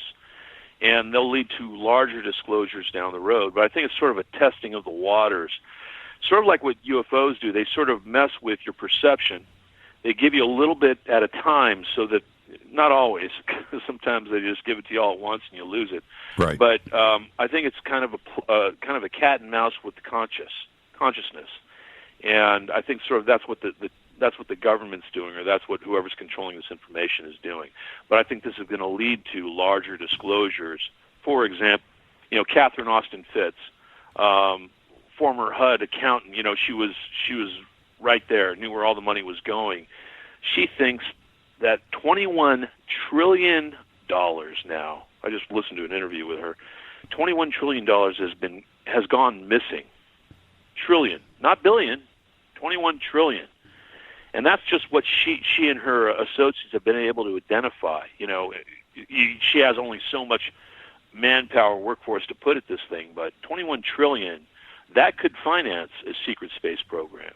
That could put people on other planets that we don't know about. So small disclosure leading to larger disclosures down the road. So what have we learned about UFOs that we didn't know before? We know they exist. We know they have propulsion systems that I bet you we already have in our own inventory, our own technology. We've harnessed that technology. It's just not being given to the public, which I think is literally criminal. So the larger population of the planet is being kept as slaves, basically, to this information. Do you agree? Yeah, well, it's the original, and we all had to think like this because we were trying to figure this out, but the original thoughts and theories were about these spacecraft coming across the galaxy from a distant star system to here in a traditional sense, right? A motor, right. Somebody at a steering wheel, right? A joystick, and it's just tooling across the universe until they find planet Earth. Clearly, that wouldn't be the case. I bring up a couple of things when we talk about the insides of these spacecraft, and there has been enough witnesses out there describing what they have seen. What I often ask about, were their bedrooms, right? How were they sleeping? Where were they eating?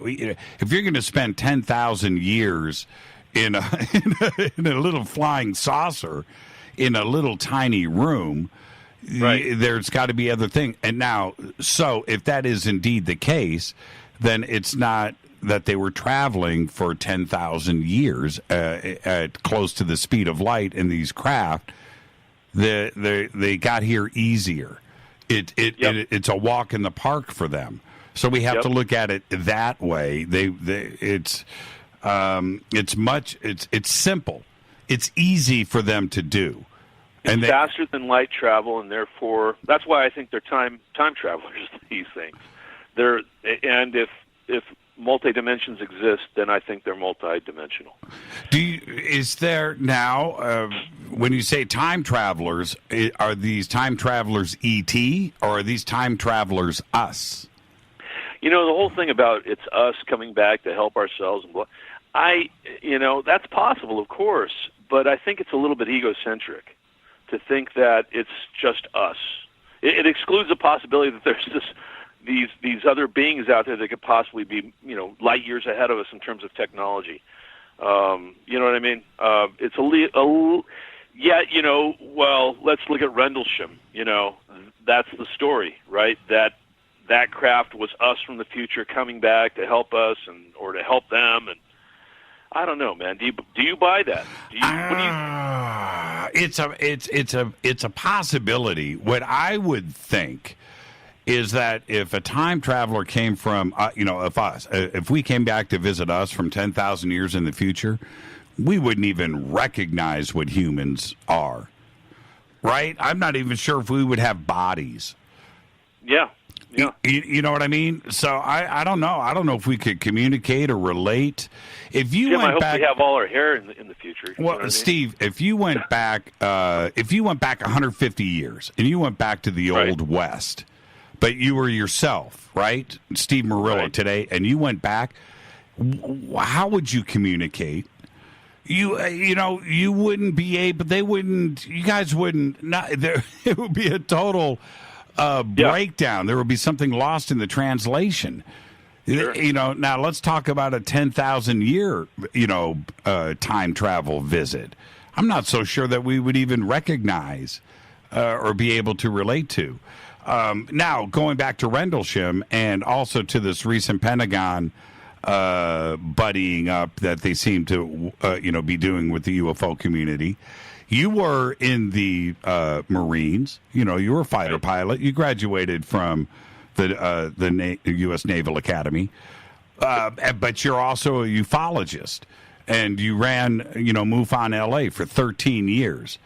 Do you trust the Pentagon when they're coming forward with UFO stuff right now? Of course not. Not at all. Listen, they've been studying this phenomenon. Here's what I think. Okay, so I think, Roswell happened. We got a hold of that technology. It was sequestered. Working groups formed around it. And then the intelligence community sort of, isolated that subject so well that not even higher ups in the intelligence community knew about it. And that went on and created the secret space program or a breakaway civilization, as we like to talk about it. Meanwhile, the normal day-to-day military is handling this information as well, but doesn't have the confirmation of Roswell, doesn't know that it actually happened. So they're still treating it seriously because it's not something they understand, and they continue to, first they give you, Project Blue Book, which of course should have been called Project Snow Job, but it's just a PR move, and they kept that going, and then Project Blue Book is closed, right? Never had, it's solved. There are no UFOs, but of course, UFOs continue to penetrate our skies on a daily basis, and they're dealing with that, right? How do they deal with it? disinformation, ridicule, the whole 9 yards, the whole CIA mind job that they've been perpetrating on the public for all these years since the early 50s. So why would we be expected to trust the Pentagon today? Yeah, we should. Definitely Elizondo. I love Elizondo's cover story. He's a disgruntled employee, and that's why he's coming out and blah, blah, blah. I mean, oh, my God. Come on. Give me a better story than that. But, at the same time, I like the guy because at least he seems like a likable guy, and he's approachable, So I'm glad they chose him to be their mouthpiece for a while. But the cover story cracks me up. What do you mean they chose him? You think the Pentagon is letting? Is he under instruction? When you say chose? Oh yeah. He's part of He's part of the Disclosure Project. He's going to be the first little pebble rolling down the hill, and then he'll end up doing something else, and somebody else will step forward, and then it'll be that guy, and bigger news, and blah blah blah. So I think he was the first step, and they're testing the waters again to see how the public responds, to see what comes of this information being put out there, and so far it's been fairly innocuous. Nothing's happened. Yeah, completely innocuous. Now, what do you make of that? Because if they were testing the waters, well, the waters didn't even ripple. Didn't ripple.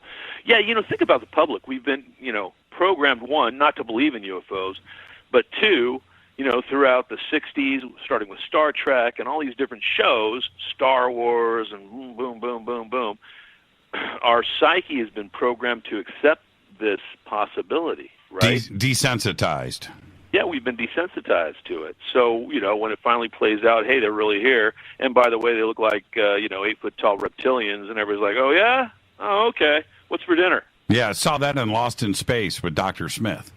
It was saw it on Star Trek when Kirk had to fight that reptilian. Remember that? Still one of the best scenes ever in the history of television. Awesome. But the Slee Stacks. The Slee Stacks. Can't forget them. And we can't.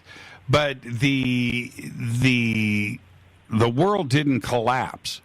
Right, you had the Condom Report, and you had the Brookings Institute, and the original 1953 report that when all of these things were suggesting at that time about a breakdown in civilization and Wall Street, economic collapse, and lawlessness, religions, everything would just completely fall apart if the reveal came out that E.T. was here. But the reveal did happen. It's certainly, you can't get better coverage than what the mass media did. But we're still here. We're still here, and not much is going on. No one's talking about it. 2 weeks after the disclosure of the event, no one's talking about it. When it finally really hits home, and the president finally says, or whoever our profound leader is at the time says, hey, guess what? They're here. They've been here. We've been hiding them because this or that. The people that I think have suffered the most are the abductees, the experiencers, because it hasn't been pleasant for those people. A lot of psychological trauma, a lot of physical trauma. Just about. Well, I don't want to get into it, but a lot of women I know who have been abductees.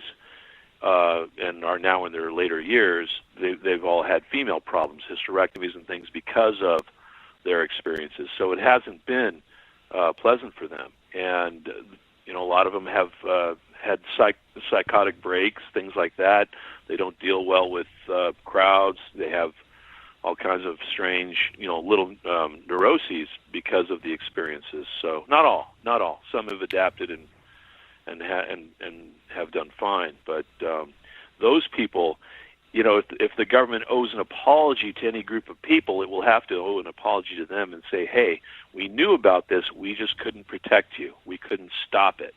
Or, if you believe my labs, we knew about this, and we were also, sort of like doing mock experiments to see how you'd respond to that as well. It was really kind of messed up. So I don't know how that's going to go, Jim. I don't, but it's a very small fraction of the population. Well, the MyLab side of things, the super soldiers, MK Ultra, a lot of these clandestine CIA projects that not only were instituted here in the United States, but certainly outside of the country where laws don't apply here inside of the United States. It appears that this has been going on for a while.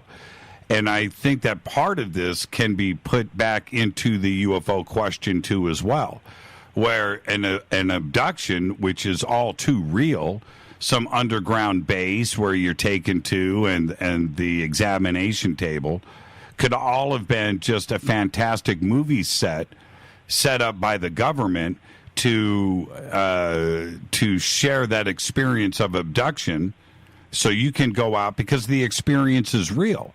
So you go out and you report about this experience. Either you're crazy or there are those that are going to support you on this, but it wasn't an ET experience at all, and it was something that was staged. Right. But and how nefarious is that, to perpetrate something like that on, an unsuspecting and unwitting person, just a regular person like you and me.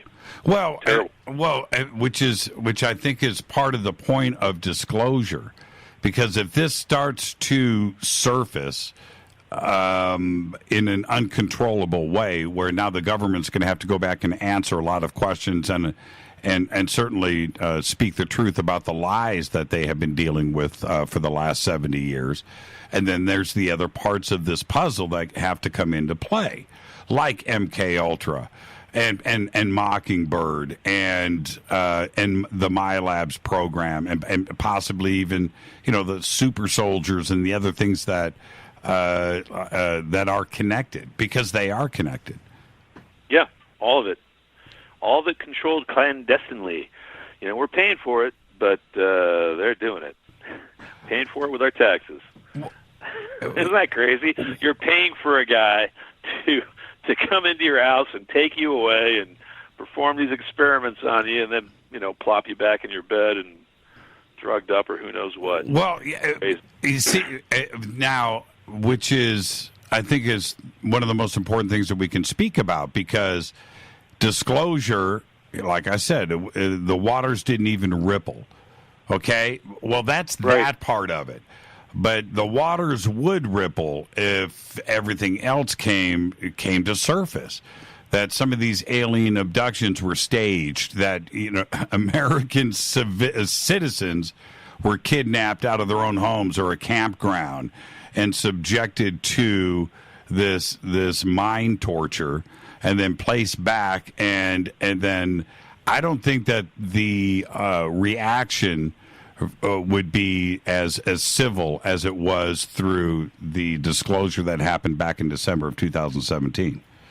Yeah, I agree. No, there'd be rioting.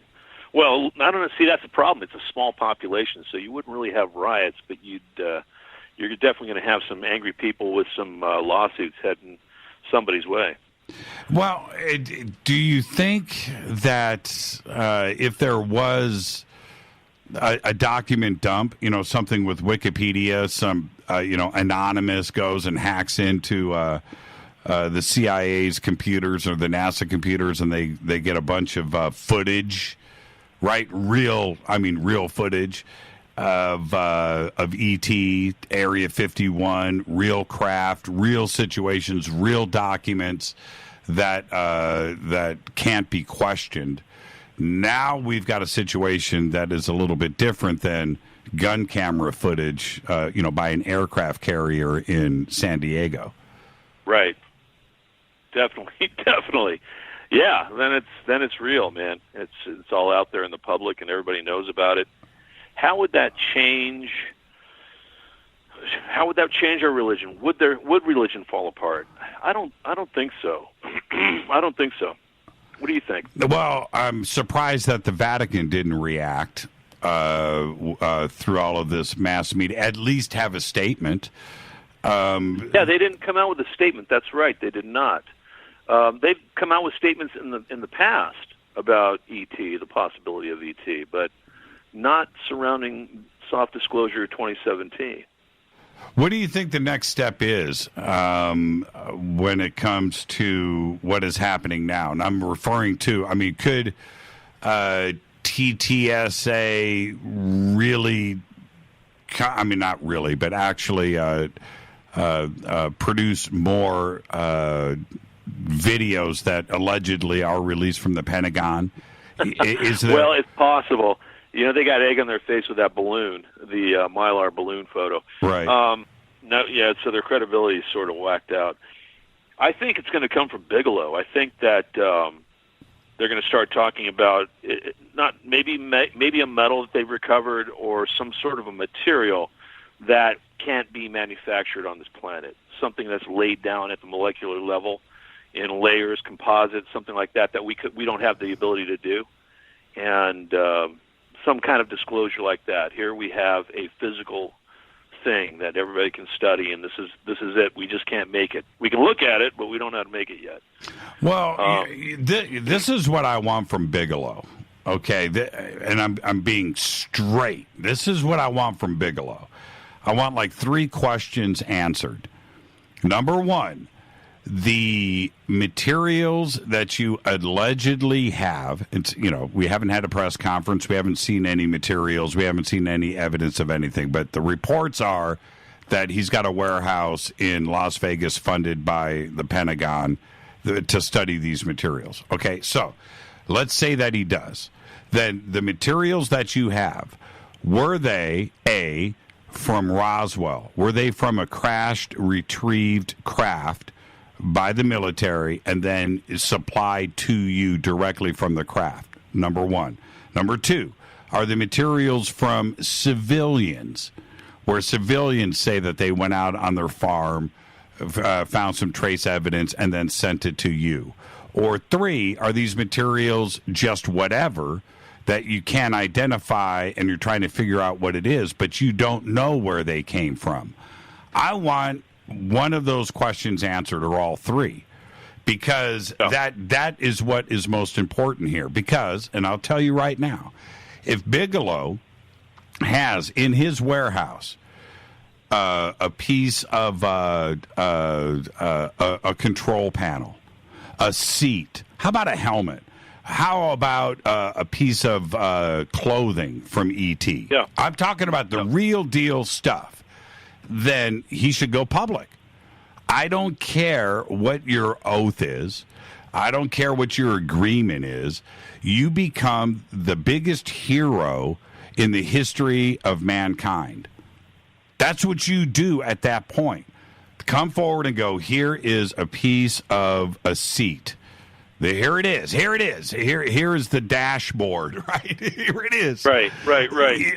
This is ET technology. Here it is. Here's a chunk. Here's the whole of the ship. Here's a section of the whole. That's right.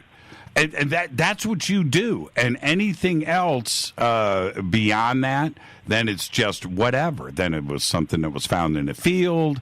It was something that somebody found. It was on archaeological dig, and it's some strange-looking piece of material. But if it came from a craft and was sent to him to investigate, then go public with it. Be a martyr. And I'm serious. I'm serious. I know you are, but could you imagine? He's looking at $1 billion industry. Who cares? He would be. And if anybody has the guts to do it, I think it's him. But in that he is a businessman, the inclination is to control the information to his benefit for as long as possible, and then finally release it to the world. You know what? 5,000 years from now, 5,000 years all from be now. Nominal, I know. No, if he stepped up right now and brought out the dashboard, the Statue of Liberty would be replaced with the Statue of Bigelow. Yeah, he would be the most famous man in the history of everything. Right. So you know why, Jim? I'm after the propulsion system. You know what I mean? Be the most famous man. Right. So it says to me that he doesn't have that stuff. That's my point. Okay, do you understand? Maybe it's just something that he has.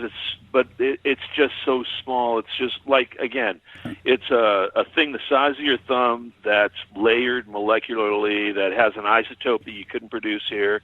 You know, something like that you just can't produce it. He doesn't know how it was made. Here it is. We can look at it through an electron microscope, the best that we have, and this is it. But we don't know how to make it. Maybe it's something like that. You know what I mean? And there's probably tons of that on this planet, from meteorites, things that have crashed to this, that have come from the solar system over the years. There's probably tons of that. I am referring to, what is it that he has? Does he have a chunk of a piece of a flying saucer that was I think we're going to find out soon. I would say before the end of this year, you're going to hear something from Bigelow. That's my guess. I don't know why I'm saying that. I'm just thinking that's where it's headed. He stepped out last May with the 60-minute interview. And great interview. Yeah, it was. He stuck his neck out, man, and he said, "I don't care." Right. Aren't you afraid that other people are going to make fun? I don't care. And he has the guns to say that. You know what I mean? He's controlling the situation, so he has the guns to say that. Someone like me who's in the regular world, who has to do business, I can't proselytize on the corner about ET when I'm trying to sell multi-million-dollar homes. You know what I mean? People are not going to let me list their house, but he's into it, so that's cool. There would be a religion based on him if he came forward. I'm just saying. There might already be. I know. Let's take a break. There might already be. Take a break right here. Our guest tonight, the one and only Steve Murillo. This is Fade to Black. I'm your host, Jimmy Church, on the Game Changer Network and KGRA, The Planet. I'll be right back.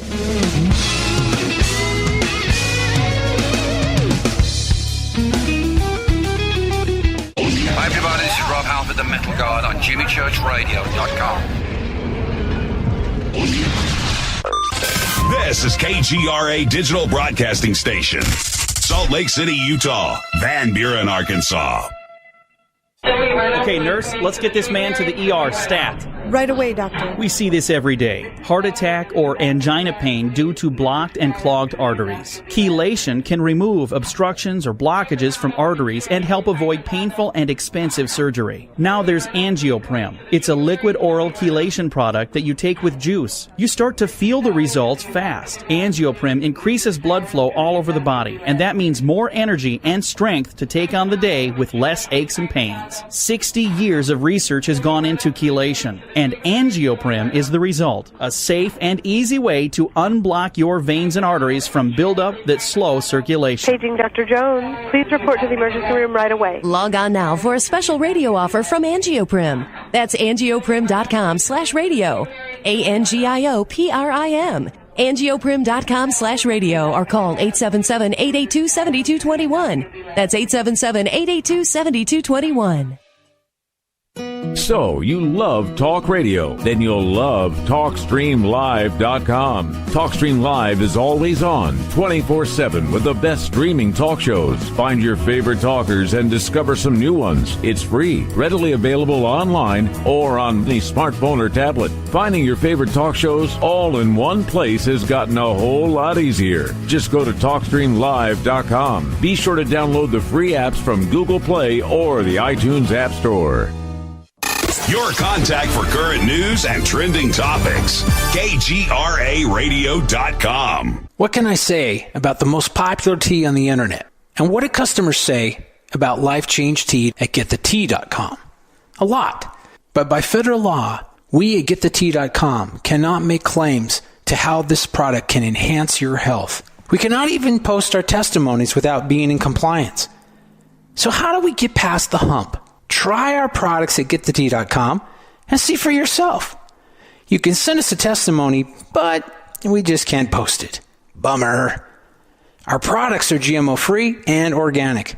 We pride ourselves in being the best we can be, and we urge you to take charge of your health. We're 11 years strong, and many of our customers have shared their successes with friends and family. Protect your colon. Log on to gettheT.com. That's gettheT.com.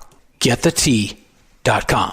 GettheT.com. Did you know that when you're on the road with limited data or Wi-Fi available, you can still listen to every minute of Fade to Black by just calling 605-562-4482. No smartphone, app, or internet needed. It saves your data plan and no extra cost if you have unlimited minutes. Just call 605-562-4482. You can listen to me, Jimmy Church, on any phone, anytime, anywhere. Go Beckley Tappy.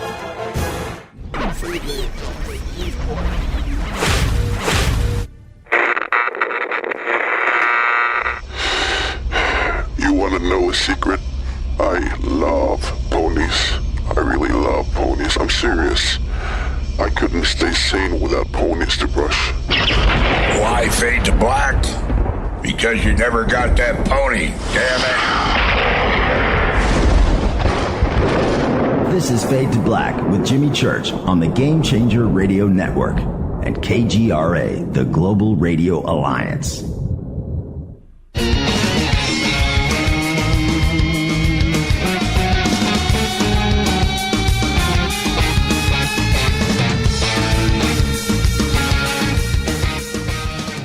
Welcome back. Fade to Black. I'm your host, Jimmy Church. Our guest tonight, Steve Murillo. Talking about all things UFO tonight. Somehow we tied Bigfoot back to UFOs once again. Steve, I want to ask you this. Not to kick a dead horse, but right. when it comes to ATIP, right, and the Pentagon, and there's this $22 million over 5 years, which is nothing when we talk about $21 trillion being missing, $22 million. And the Pentagon said that there wasn't anything, they needed to spend the money elsewhere and so forth. Okay, all right, I'll go with that. But this is where my mind wanders. I want your opinion. When it comes to ATIP, and you got to picture, this is what the community has been led to believe, that there's a secret government program going on at the Pentagon called ATIP. And somebody's running through the Pentagon, right? Some Air Force dude.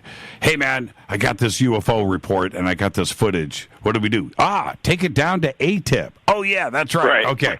And so, they're right there next to the cafe. Right. So you run down the hall and you run into the ATIP offices and you give them this UFO report, and ATIP is now going to investigate. And the ATIP team is on the case, right? Wait a minute. I want to know from Lewis how many people worked under him at ATIP. I bet you the number is 0. I bet you are correct. I bet you the number is 0. You are correct. Okay? And that this $22 million, okay, wasn't anywhere inside of the Pentagon. There was no ATIP computer sitting on an ATIP desk in an ATIP office with an ATIP, right? No. That $22 million went to Bigelow, right? So are we to go and investigate these metamaterials? Okay, fine. Okay. But as far as ATIP goes and having offices inside of the Pentagon and Luis Elizondo sitting there, in his ATIP office, that didn't exist. That's my gut feeling. I have nothing to go on here, but I just don't think that is the case. But the community has been led to believe that is what happened, and so I would like to have Lewis answer that question. How big was your staff? But I bet you the answer is 0. There was no staff. ATIP wasn't that kind of situation. There wasn't a big crew of investigators looking at these videos and these reports and interviewing pilots and talking. Right. It just this didn't little exist. office full of guys. No, it didn't exist. No. No, it was Elizondo, maybe who answered to maybe somebody above him in the Pentagon, and Harry Reid. And how do we get this money? Yeah, that's a really good possibility, Jim. Yeah, how do we just give this money to Bigelow so he can study this metamaterial? How do we do that? Okay, let's create this little charade. Elizondo. Yeah, but then why bring out Elizondo as a? Why not just keep it secret? You see what I'm saying? Yeah. Why come forward on whatever December, was it December 16th? Yes. 2017. So why come forward on that day? Why do all that? If you're gonna keep something, if you want to keep a secret, don't tell anybody, right? So why bring it up? Just leave it.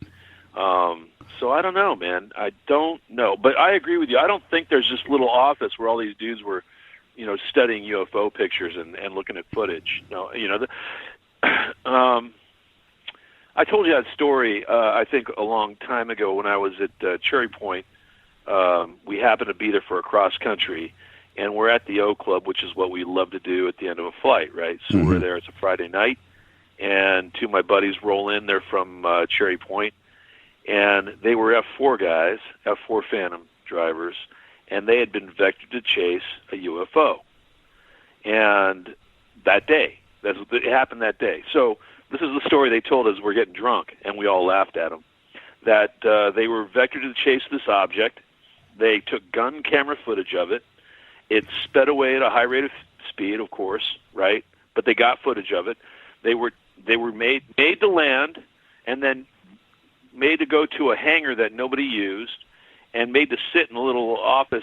Inside the hangar, there are always little offices there. They were made to sit there and wait until this guy from Washington showed up in a little Learjet, got off the jet, got the gun camera footage, threw it in his briefcase, and then looked at him and said, "This never happened. You guys can't talk about this." Got back on the plane and left. Okay, so that guy had to take that stuff somewhere, that footage, right? He had a mission. Somebody got that footage. And my point is the military has a way of dealing with this information. They always have. I don't know what it is. Probably a lot of guys don't know, right? So, but it exists, and it has existed. So where did all that footage end up? Maybe in a little room that nobody knows about with some guys that nobody ever sees or talks to. I don't know, man. It's really interesting, but I guarantee you $22 million is not going to take care of much. That might pay for two guys for a couple of years, and that's about it. Do research and get equipment. Well, how does the gun camera footage work? In that, is it rolling all the time, or do you have to turn it on? You turn it on. Okay, so in the case with these guys, how long do you think the footage was? No idea. No, I would guess maybe just minutes, just a couple minutes. Okay. If that. Now, when we go back. Yeah, go ahead. We go back to this footage that these three pieces of video that have been around on the web. Some of it has been around for 10 years. It's not like anyway, when you look at this footage is only seconds long, right? A minute here, but there's footage before and after that is not there, right? And like this Go Fast video. Well, where's the footage before this clip, and where's the footage after? And what were the results? What were the pilots saying before, and what were the pilots saying after? And did they come to any conclusions? Because I think that's the best part of the footage is the before and after stuff. Mm-hmm. Right? Right. Yeah. Because and maybe what they saw is classified. Maybe they're not disclosing, or they didn't want you to know that this thing went from 60,000. They didn't want you to see it go from 60,000 feet to 15 foot above the deck in seconds, right? Right. Because what would that look like? What would it mean if you see a craft that can outperform everything in your inventory? Just, And when you see something streak off, kind of like that thing we saw in the desert, right? When you see something do those things, it just blows the lid right off the top of your head. You just like, it totally destroys any construct of physics that you ever had. You know what I mean? So, and maybe that's what they're keeping from not only the general public but other countries. Who knows? You know. Well, and then the possibility exists. Let's talk about like the gimbal footage, right? And you're watching that thing twist and turn, and it looks like the object is turning when it could very well be just the gimbal itself is turning. The object is not turning. It's just the gimbal, the FLIR is turning. But anyway, after that footage, just maybe, I'm saying there's the possibility of the pilot then saying, yeah, that F-18 sure did look strange in the FLIR, didn't it? Right? I mean, what if it's... In other words, it was fake and they're perpetrating a fraud. No, well, no, the footage is real, but you don't hear the before and after. You know, the possibility before the clip before the clip starts. Okay, man, let's go ahead and vector in on these F-18s in this dog. See, even like you're a civilian, right? You don't even know how pilots talk, but you know right now you're demonstrating that you know they should be speaking in a professional manner, and they'd be talking about like come left, turn heading 090 blah blah blah. I'm going in, you're I'm in, you're off. They're using military commands. Like what bothered me about that footage is the pilots are very very casual. They're not using professional vernacular. They're going, dude, look at that. Like it's just something's not right about that. Like if you're my wingman and pick a call sign, what would I call if you had to have a call sign, Jim? What would it be? My call sign would be Coyote. All right. Okay, Coyote, I'm going in, stay high, boom, and then, okay, I'm pulling out, I got it in the camera footage, I'm talking to you about what I'm doing and what I'm going to do next so you can respond, right? And you're going to say, I'm staying high, okay, Raven, I got you at 12 o'clock, okay, it's moving left, jink right, whatever. You're going to be speaking to me in a jargon that's probably akin to air combat, right? We're going to be using air combat commands, probably. Right. These guys are like, what bothers me about the footage, and I haven't spoken to any other pilots about this, so maybe it's perfectly normal now in the Navy, but because it's been 30 years for me, right?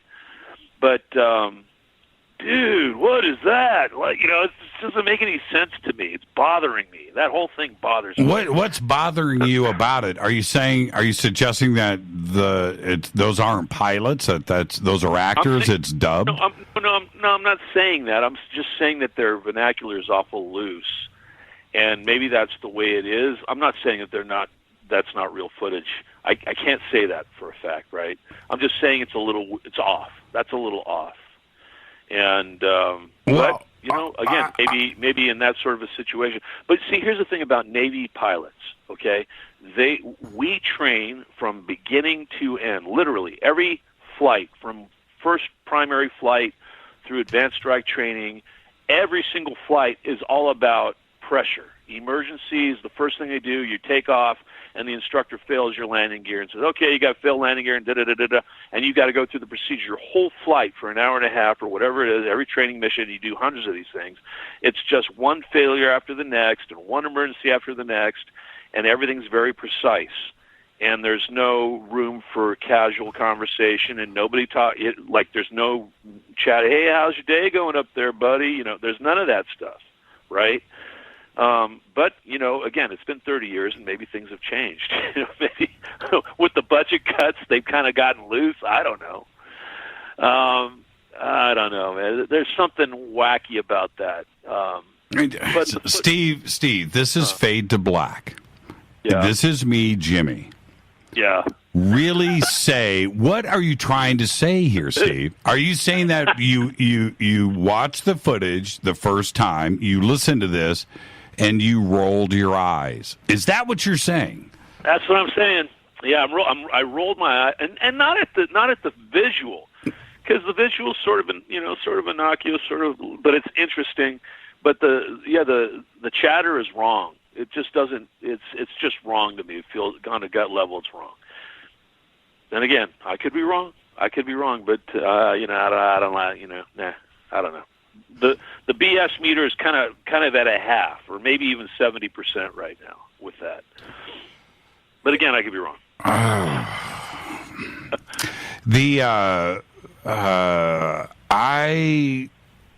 I agree, but this is why I agree, not necessarily for your reasons. I go back to, but it's interesting that we came to the same conclusion, though. But I go back to I want to know what the pilots were talking about and saying before and after the footage. I want to know exactly what was going on there. And that would then lean to the conversation that was happening in the middle. Right, where and with the visuals that were going on, and the fact that part of the footage has not been released, that's where I start to question things, because I think everything would be answered. Either it's ET and it's UFOs, or it is not. Right, but the questions would be answered, and they've left that hanging out there, and I know that there's more footage. You know, there's more to the clip than what we are seeing. You know, it's longer and it's more complete. They released this little tiny clip in the middle with these guys going, "Wow, what the bleep is that?" You know what, Jim? I just had an obvious thought. Okay, so let's say you record this information, right? You want to disclose to the public, but the radio chatter is confidential. It's classified. Okay, maybe you're talking about something your aircraft is doing that it's not supposed to be able to do, or something that thing's doing.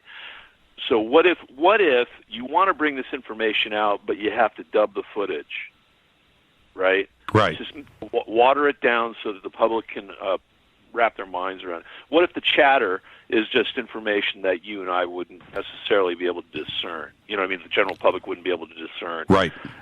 You know what I mean? So they dub it. Maybe that. Remember how when this first came out, John Lear called BS on it. Right.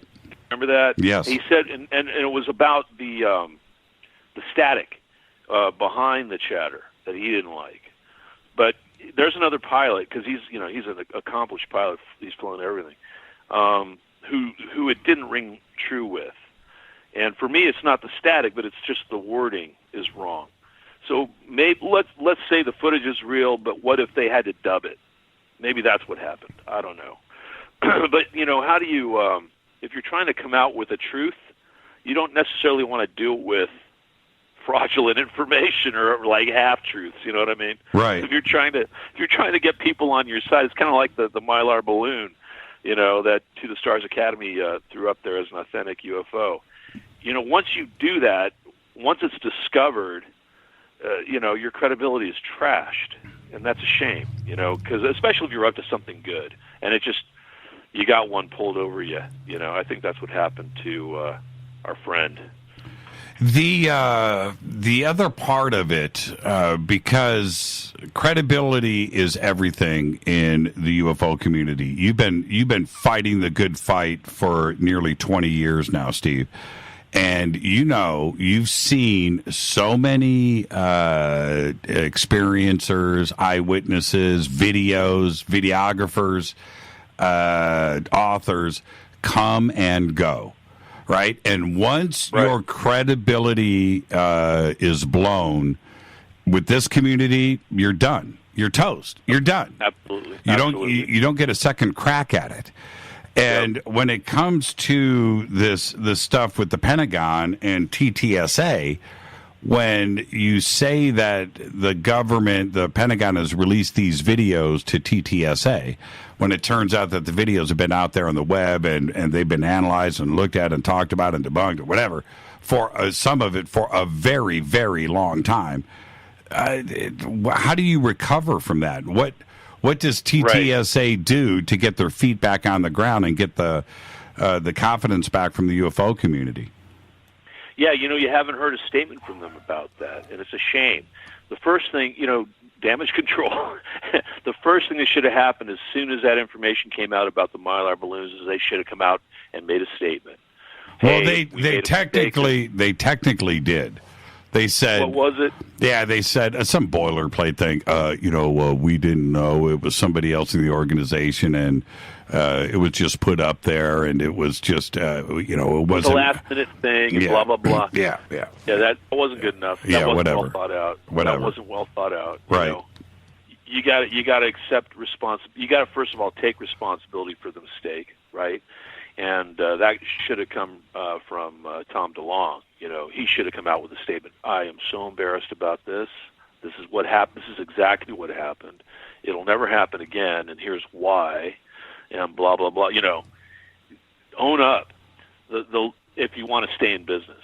Yeah, you're right, man. So many people come into the UFO world thinking they're going to perpetrate this hoax and never get caught.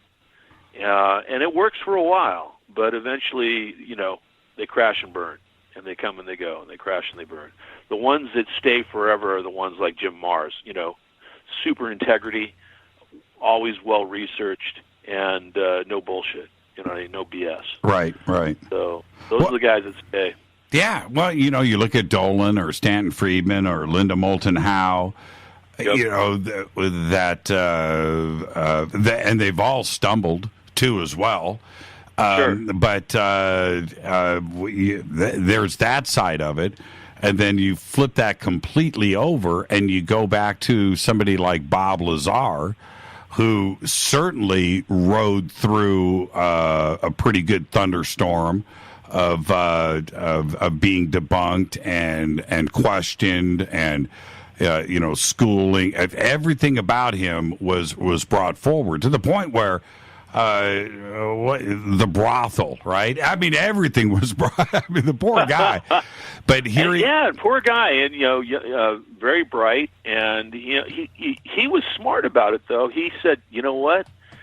I'm not even into this. This is totally not for me. I'm going to go make my money elsewhere." He never went at it as if he was going to get on the circuit and be a speaker for the rest of his life. He told his story. That's what I love about Lazar is, I think he was totally legit. What I love about him is he just told his story and said, hey, believe me or you don't believe me, I don't care. I'm out of here. And here he is today, right? Like others, where he didn't come and go. Physically he did. But today, he is held up high in the UFO community. There are still, there's still those out there that want to question him. But today, he's the guy. And nobody impresses me like Bob Lazar. And I know. I've gone back, Steve, repeatedly. I have forced Rita to analyze all of his videos, all of his presentations, to go through this with me. And poor Rita, hours and hours, right? But it's fascinating. It really is. I've tried to trip him up. And I can't do it. I can't. And here we are today. This is 2018, man. We're talking nearly 30 years of Bob Lazar, where I think his story is as strong today as it ever has been, and here he is, and we hold him up, and which goes back to TTSA. How do you recover from these mistakes? I think that the other part for TTSA, and I'm just going to say this, their silence on the matter is deafening, crushing. Yeah. What are you going to do? You're going to, come out and ask for more money? At that point, what do you do? So, they're going to have to, something legit is going to have to come out of Bigelow that's going to somehow tie in with TTSA and save them. Otherwise, I don't think they're going to last much longer. You think you're already talking past tense? Yeah, I mean, well, who knows? Again, I think TTSA has been used as I think that Tom DeLonge, as nice of a guy, I think he's been used by the same people who are, he's been used unwittingly by the same people who are using Elizondo wittingly. Mm-hmm. It's the same, puppet master using them both to do whatever they're doing. I don't know if it's soft disclosure or a testing of the waters to see how the public responds, or change. Who knows what's coming next. Bottom line is, it's coming from a clandestine world, and when it does, when that's the case, when you're dealing with a clandestine environment, you can't take anything at face value. They're thinking 2 or 3 or 4 steps ahead of you already. So, you're at a disadvantage. Well, when I talk to Tom on the phone, nobody nicer, cooler, more enthusiastic about the subject than Tom. I mean, a very cool, likable guy. I mean, I could seriously just hang out with him and talk music and UFOs and guitars all day and all night. And I'm being serious about that. Speaks volumes. You know what I mean? He's a great guy, and he was is a great musician. So there you go. He called me up one day and we were sitting here. I was in the bunker, and I said, "Dude, man, I just got a Jackson guitar, right?" And he goes, "Dude, man, you always love those pointy headstock guitars." And, it cracked on me, really. Dude, I asked for it, too. I mean, I just totally asked for it. But we laughed together, and I'm just saying that he's a cool guy. Yeah. And these mistakes that have happened, I don't know, man. I don't know. I don't know what the future is when it comes to that. Well, what are you going to be speaking about at Contact in the Desert? We're almost out of time here. I can't believe it. Oh, wow. Yeah, thank you for asking. It's going to be about ET contact and evolution of the human mind, basically. So it's Sunday morning at 7 a.m. and I had the same gig 2 years ago when I spoke there, and I thought, there'll be like 3 people in the room. The place was packed. Right. The room was packed. People that go to Contact go for the answers. And, I'm going to be putting an emphasis on experiencers and contactees and abductees. And those people resonate, you know what I mean? They and especially the ones that are sort of just now awakening to it, they want to get answers. And those people are out there and probably hear my voice and say, I'm going to be there for this one. I've been putting some time into it. I hopefully we'll be able to pass some information that people find useful, and it's a good presentation. Well, you're going to be getting out there Thursday, so we'll see you on Thursday. The cool thing is we get to hang out because we're going to be setting up our booths next to each other. We're side by side, baby. And then right next to that is a bar. So there you go. All right. I'll see you. Rita and I will see you Thursday afternoon. Look forward to it, Jim. Thank you so much, Steve. All the best. Thanks. Safe travels. Yeah, say hi to Rita for me. She's right down the hall. I'll talk to you. Okay. You got it. Buddy. Take care.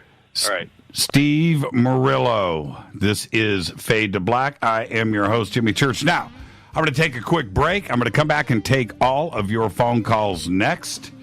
This is Fade to Black. I'm your host, Jimmy Church, on the Game Changer Network and KGRA, The Planet. I'll be right back. Stay with me.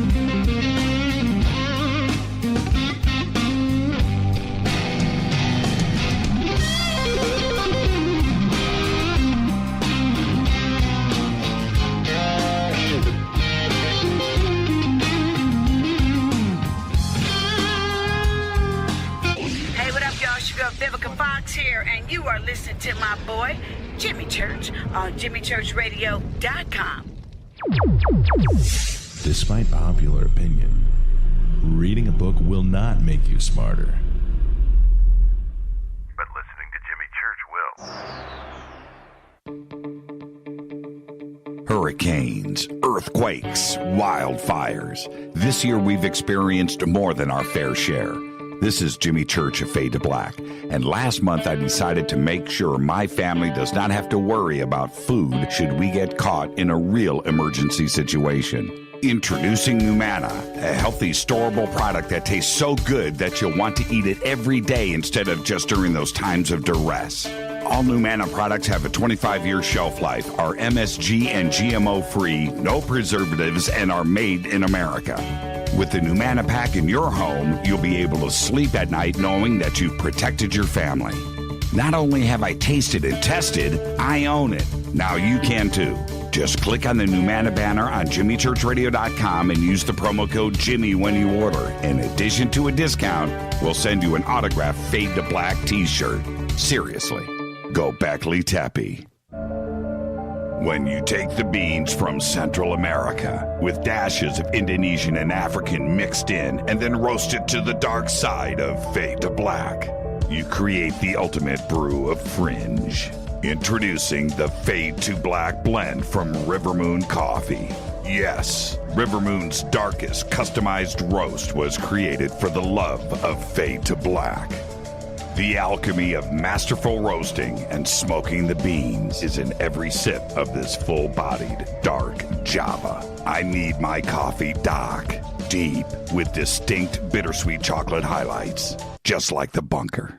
Leaning further into the darkness of the roast is Fade to Black blend from Rivermoon Coffee. Just click on the banner at JimmyChurchRadio.com and use the promo code F2BBLEND for 15% off of your order today. Go Beckley Teppy. Hey, can we talk about something serious for a minute? Your age. Getting old has its perks. But remember, being a few years younger, you know, your hair was thicker, you didn't have so many wrinkles, that extra weight wasn't haunting you, and you just felt better. Well, we can't turn back the clocks and go back 10 or 15 years, but you can start feeling and looking 10 or 15 years younger with Nature's Youth RSF. It's a doctor-formulated daily supplement that helps your body maintain its peak performance and fight the aging process. Imagine sleeping better, looking better, and feeling better. See how Nature's Youth RSF has helped thousands of people just like you at nature'syouth.com. nature'syouth.com. The holidays are coming. Imagine how it will feel when your family and friends are asking you what you did to look so good. Your secret will be Nature's Youth RSF. It's time to start looking better and feeling better. Learn more and order your Nature's Youth RSF at nature'syouth.com. That's nature'syouth.com.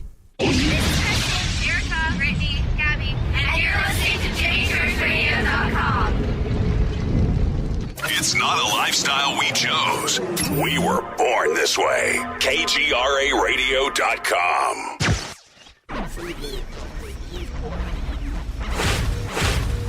This is KJCR at JimmyChurchRadio.com.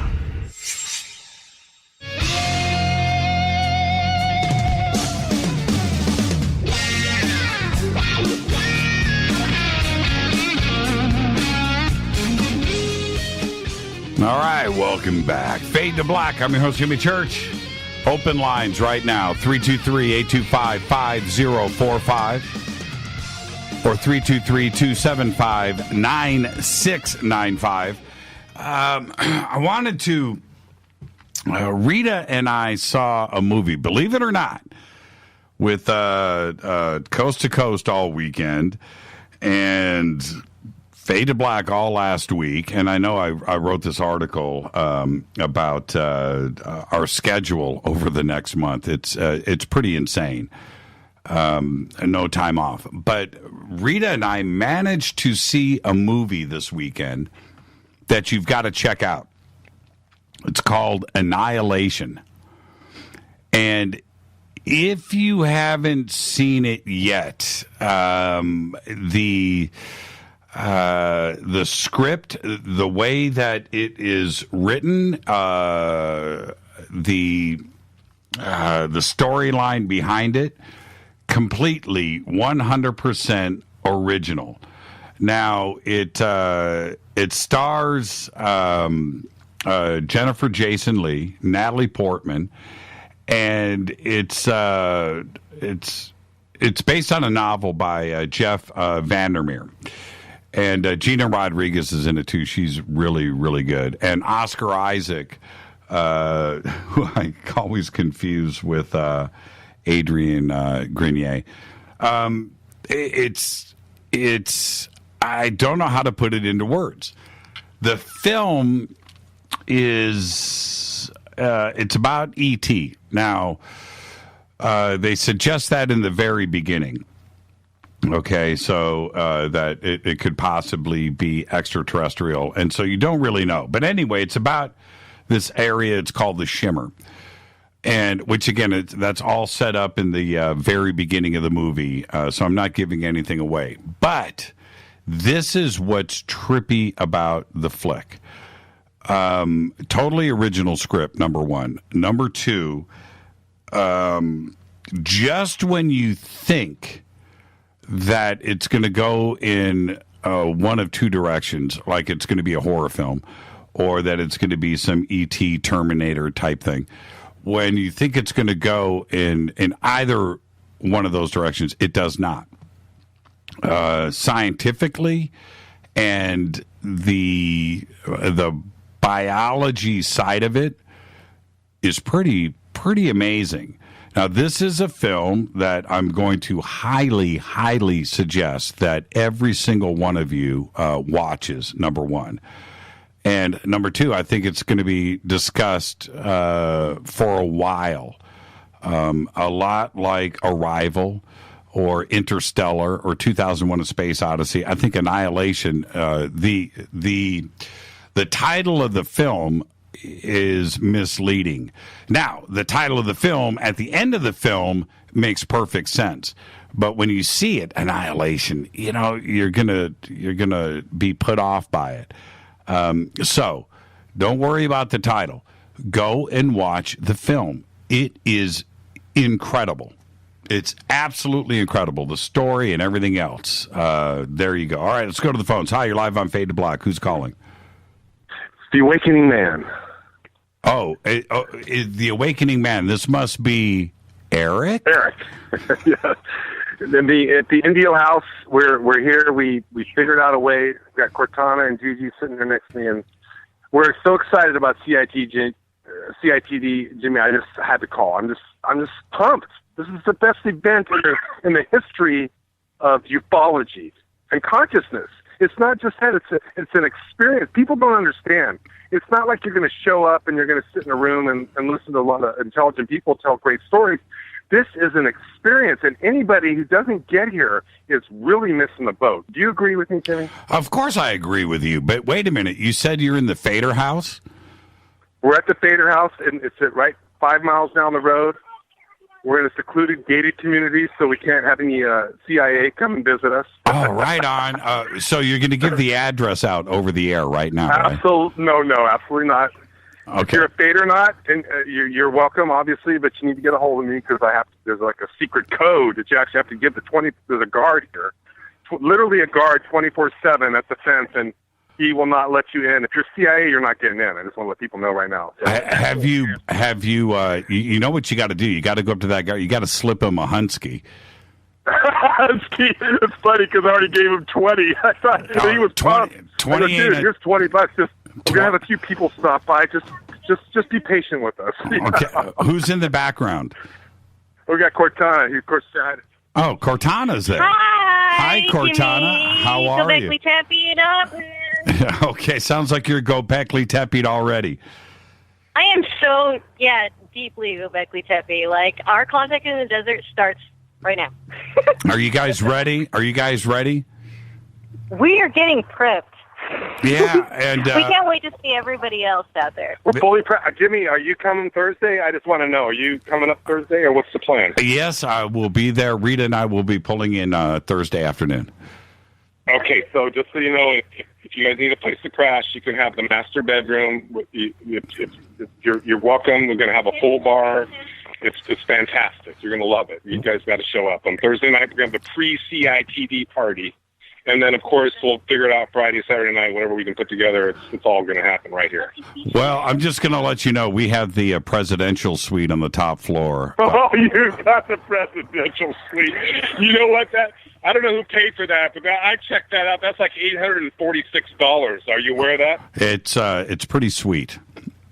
It's totally It's pretty sweet. So now, listen, Eric, I just wanted to say that I did watch your 10-minute walkthrough video of the Renaissance, and that place, it's beautiful, but it's big, isn't it?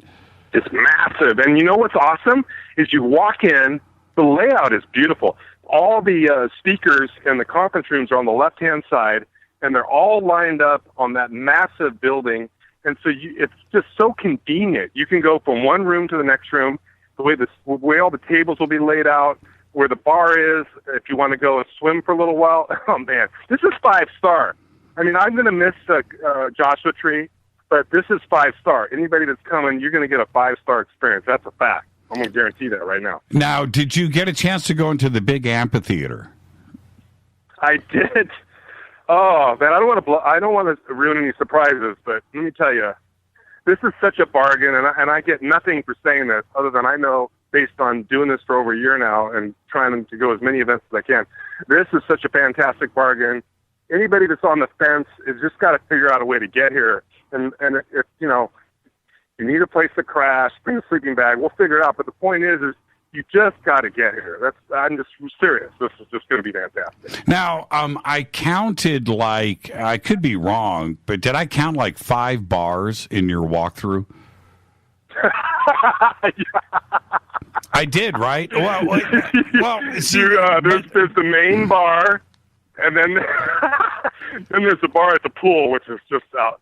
Jesus, how can you beat a bar at a pool? Right. You have the misters blowing, so if it's it is 100 degrees, but it's a dry heat, and with the misters blowing, you're indoors. It's going to feel like a beautiful spring day. It's going to be fantastic. This is why I'm bringing it up, because Joshua Tree, which is an amazing piece of land, it's great, but there wasn't a place to go and hang out.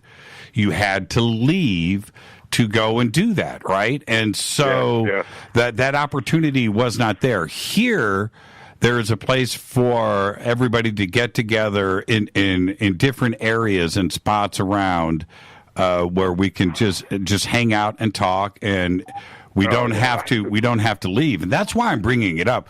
I'm not bringing it up. Well, of course we're going to be drinking and conversing and having fun, but there wasn't any place to do that. There wasn't any facilities. And the other thing is, over at Joshua Tree, you had the food trucks, but you only had the cafeteria there. So you always had to leave the grounds. There wasn't any place to just go, kick back, sit down, relax, and have a glass of water or something.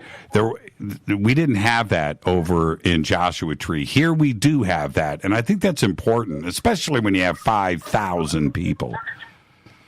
Yeah, I mean, Victoria and the gentleman, his name slips me. What's his name again? Paul Andrews. Yes, he's great people. And they have done, I'm telling you, if I had their job, I wouldn't have done it any differently. I think they picked the perfect spot. It's really, it's not far from the airport. I'm excited. I came out here, seriously, I'm so jacked up. I came out here a week ago, and I stayed out in Joshua Tree because I just wanted to feel that vibe that I didn't get a chance to really fully experience last year because I was mostly at the conference listening to the speakers, which was great. But there is a vibe to Joshua Tree that is different than Indian Wells. But Indian Wells has so many amazing cultural experiences. It's going to be incredible. It's going to be insane. And there's this place called the Boob. Just I got to tell you this. There's right across the way. It's called the Boo. It's an exclusive bar restaurant. So we might be hanging out there if it gets too crazy at the Renaissance, but it's literally right across the way. So it's pretty fantastic. Now, who are you looking forward to going to see this year? Oh, geez. They're really, I like Richard Dolan. I just personally, if I grew up in New York and Richard Dolan was like a schoolmate of mine, he'd be one of my buddies. There's no doubt about it. That guy is just a sharp dude. He's on top of things. He does his homework.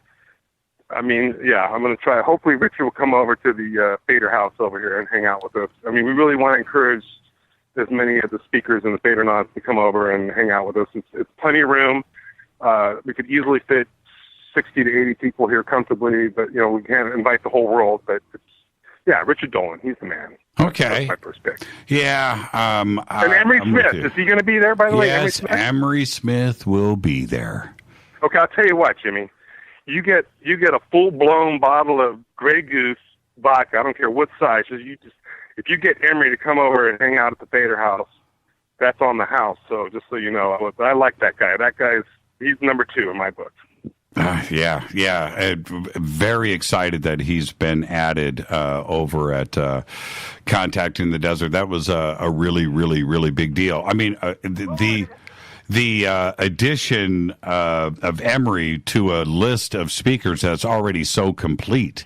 How do you take it to 11? Where do you go? Jesus God. Yeah, I know, right? I mean, I just, something about that guy, it's an intuition, it's just an internal knowing. I believe him, and he's actually sharing things that's helping us kind of put this puzzle together.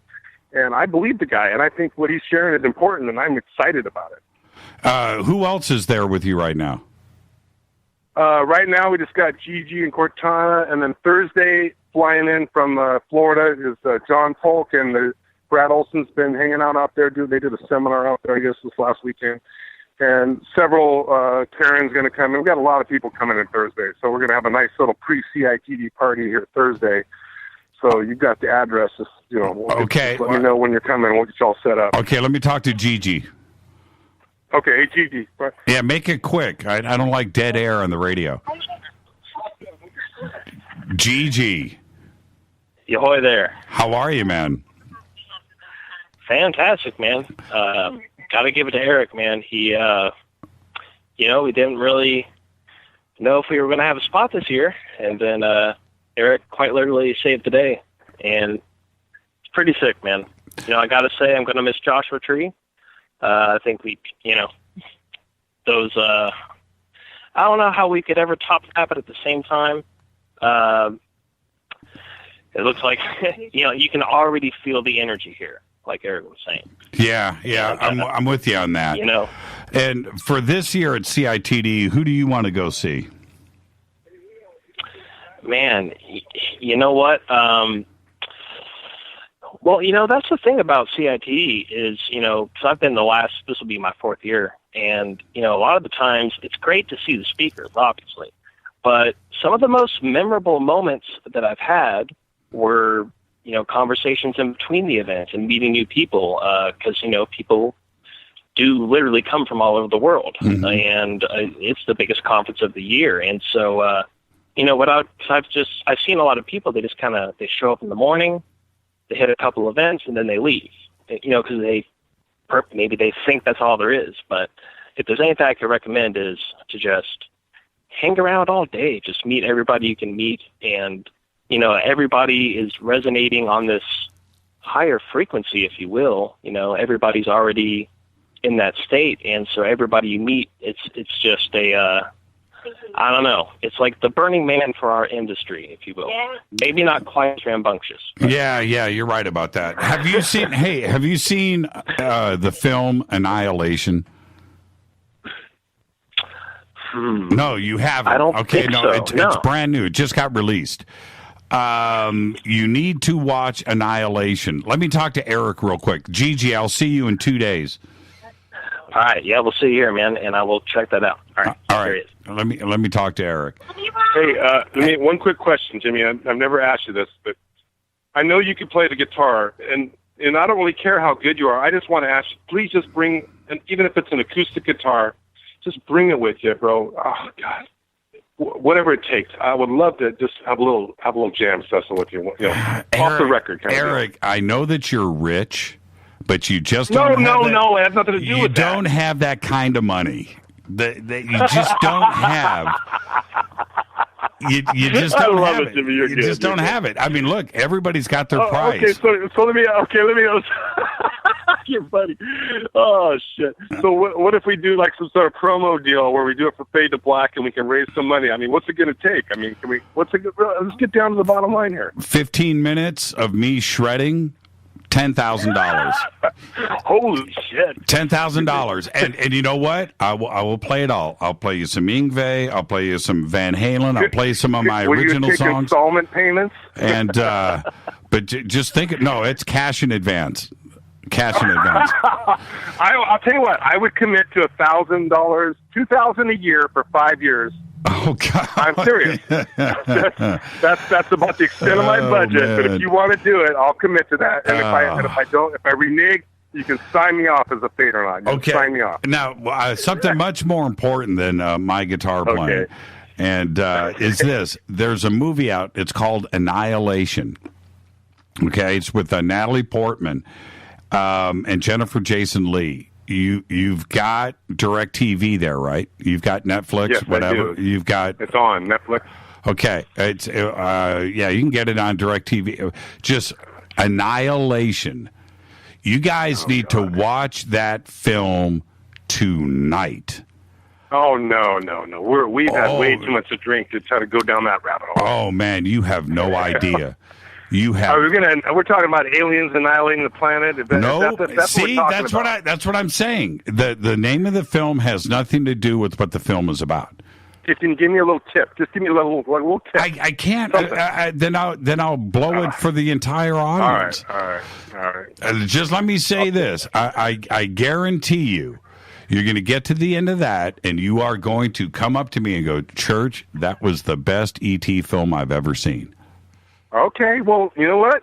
I'm gonna have to sign up. You just closed me right there. It's right up there with Arrival, 2001: A Space Odyssey, Close Encounters, Interstellar. Really? Hold on. Is this a brand new movie? Why have we not heard about this already? I don't understand. That's why you listen to me. You are the sleeper. You're the sleep master. I'm telling you. It is. Annihilation. Okay, who's the star? You said Jennifer Jason Leigh and Natalie Portman? That's right. It's an all-female. All-female. Who's the male stars? Is there a male star in there somewhere? Isaac, what's his name? I forget his last name.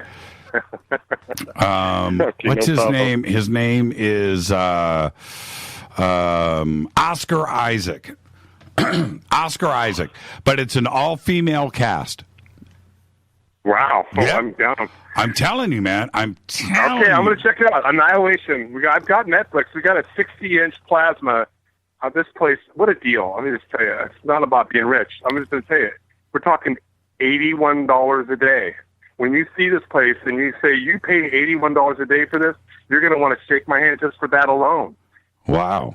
We got a pool table. We got a dartboard. We got a full-blown bar here. We've got a beautiful living room with, like, this guy's got disco lights. He calls it the number one, well, I can't say them here. But anyway, you're going to like it. It's got air conditioning. Anybody that comes here is going to have a good time. God, I just wish all these Badernauts that are on the fence would just, like, pull it out and get here. I'm hear too many whiners out there. Jesus. Yeah, I know. I have the feeling this is going to be the biggest and best contact in the desert yet. Yeah. I'm going to bet on it right now. And I call, just so you know, I called Micah Hanks, talked to him for about 20 minutes. I tried to get him to come out, but he's got a wedding this weekend. But he's going to go to Soul Tech. And I said, I don't care if you're speaking or not, Micah. We need you out there. So you can count Michael. I'm pretty much 100% Micah Hanks is going to come out to hang out with us at Soul Tech. Oh, really? That'll be fun. He's perfect for Soul Tech. He's perfect. Yeah, I love Micah. He's one of the smartest, wittiest, most humorous guys on the radio. I mean, yeah, I'm grateful you introduced me to him out there at the Big Bear, with the Alien Snowfest. That guy he's a sleeper. Man, Alien Snowfest. How many years ago was that? Jeez. Man. Jesus. It seemed like 10 years ago, but that was a lot of fun, man. Jesus, God.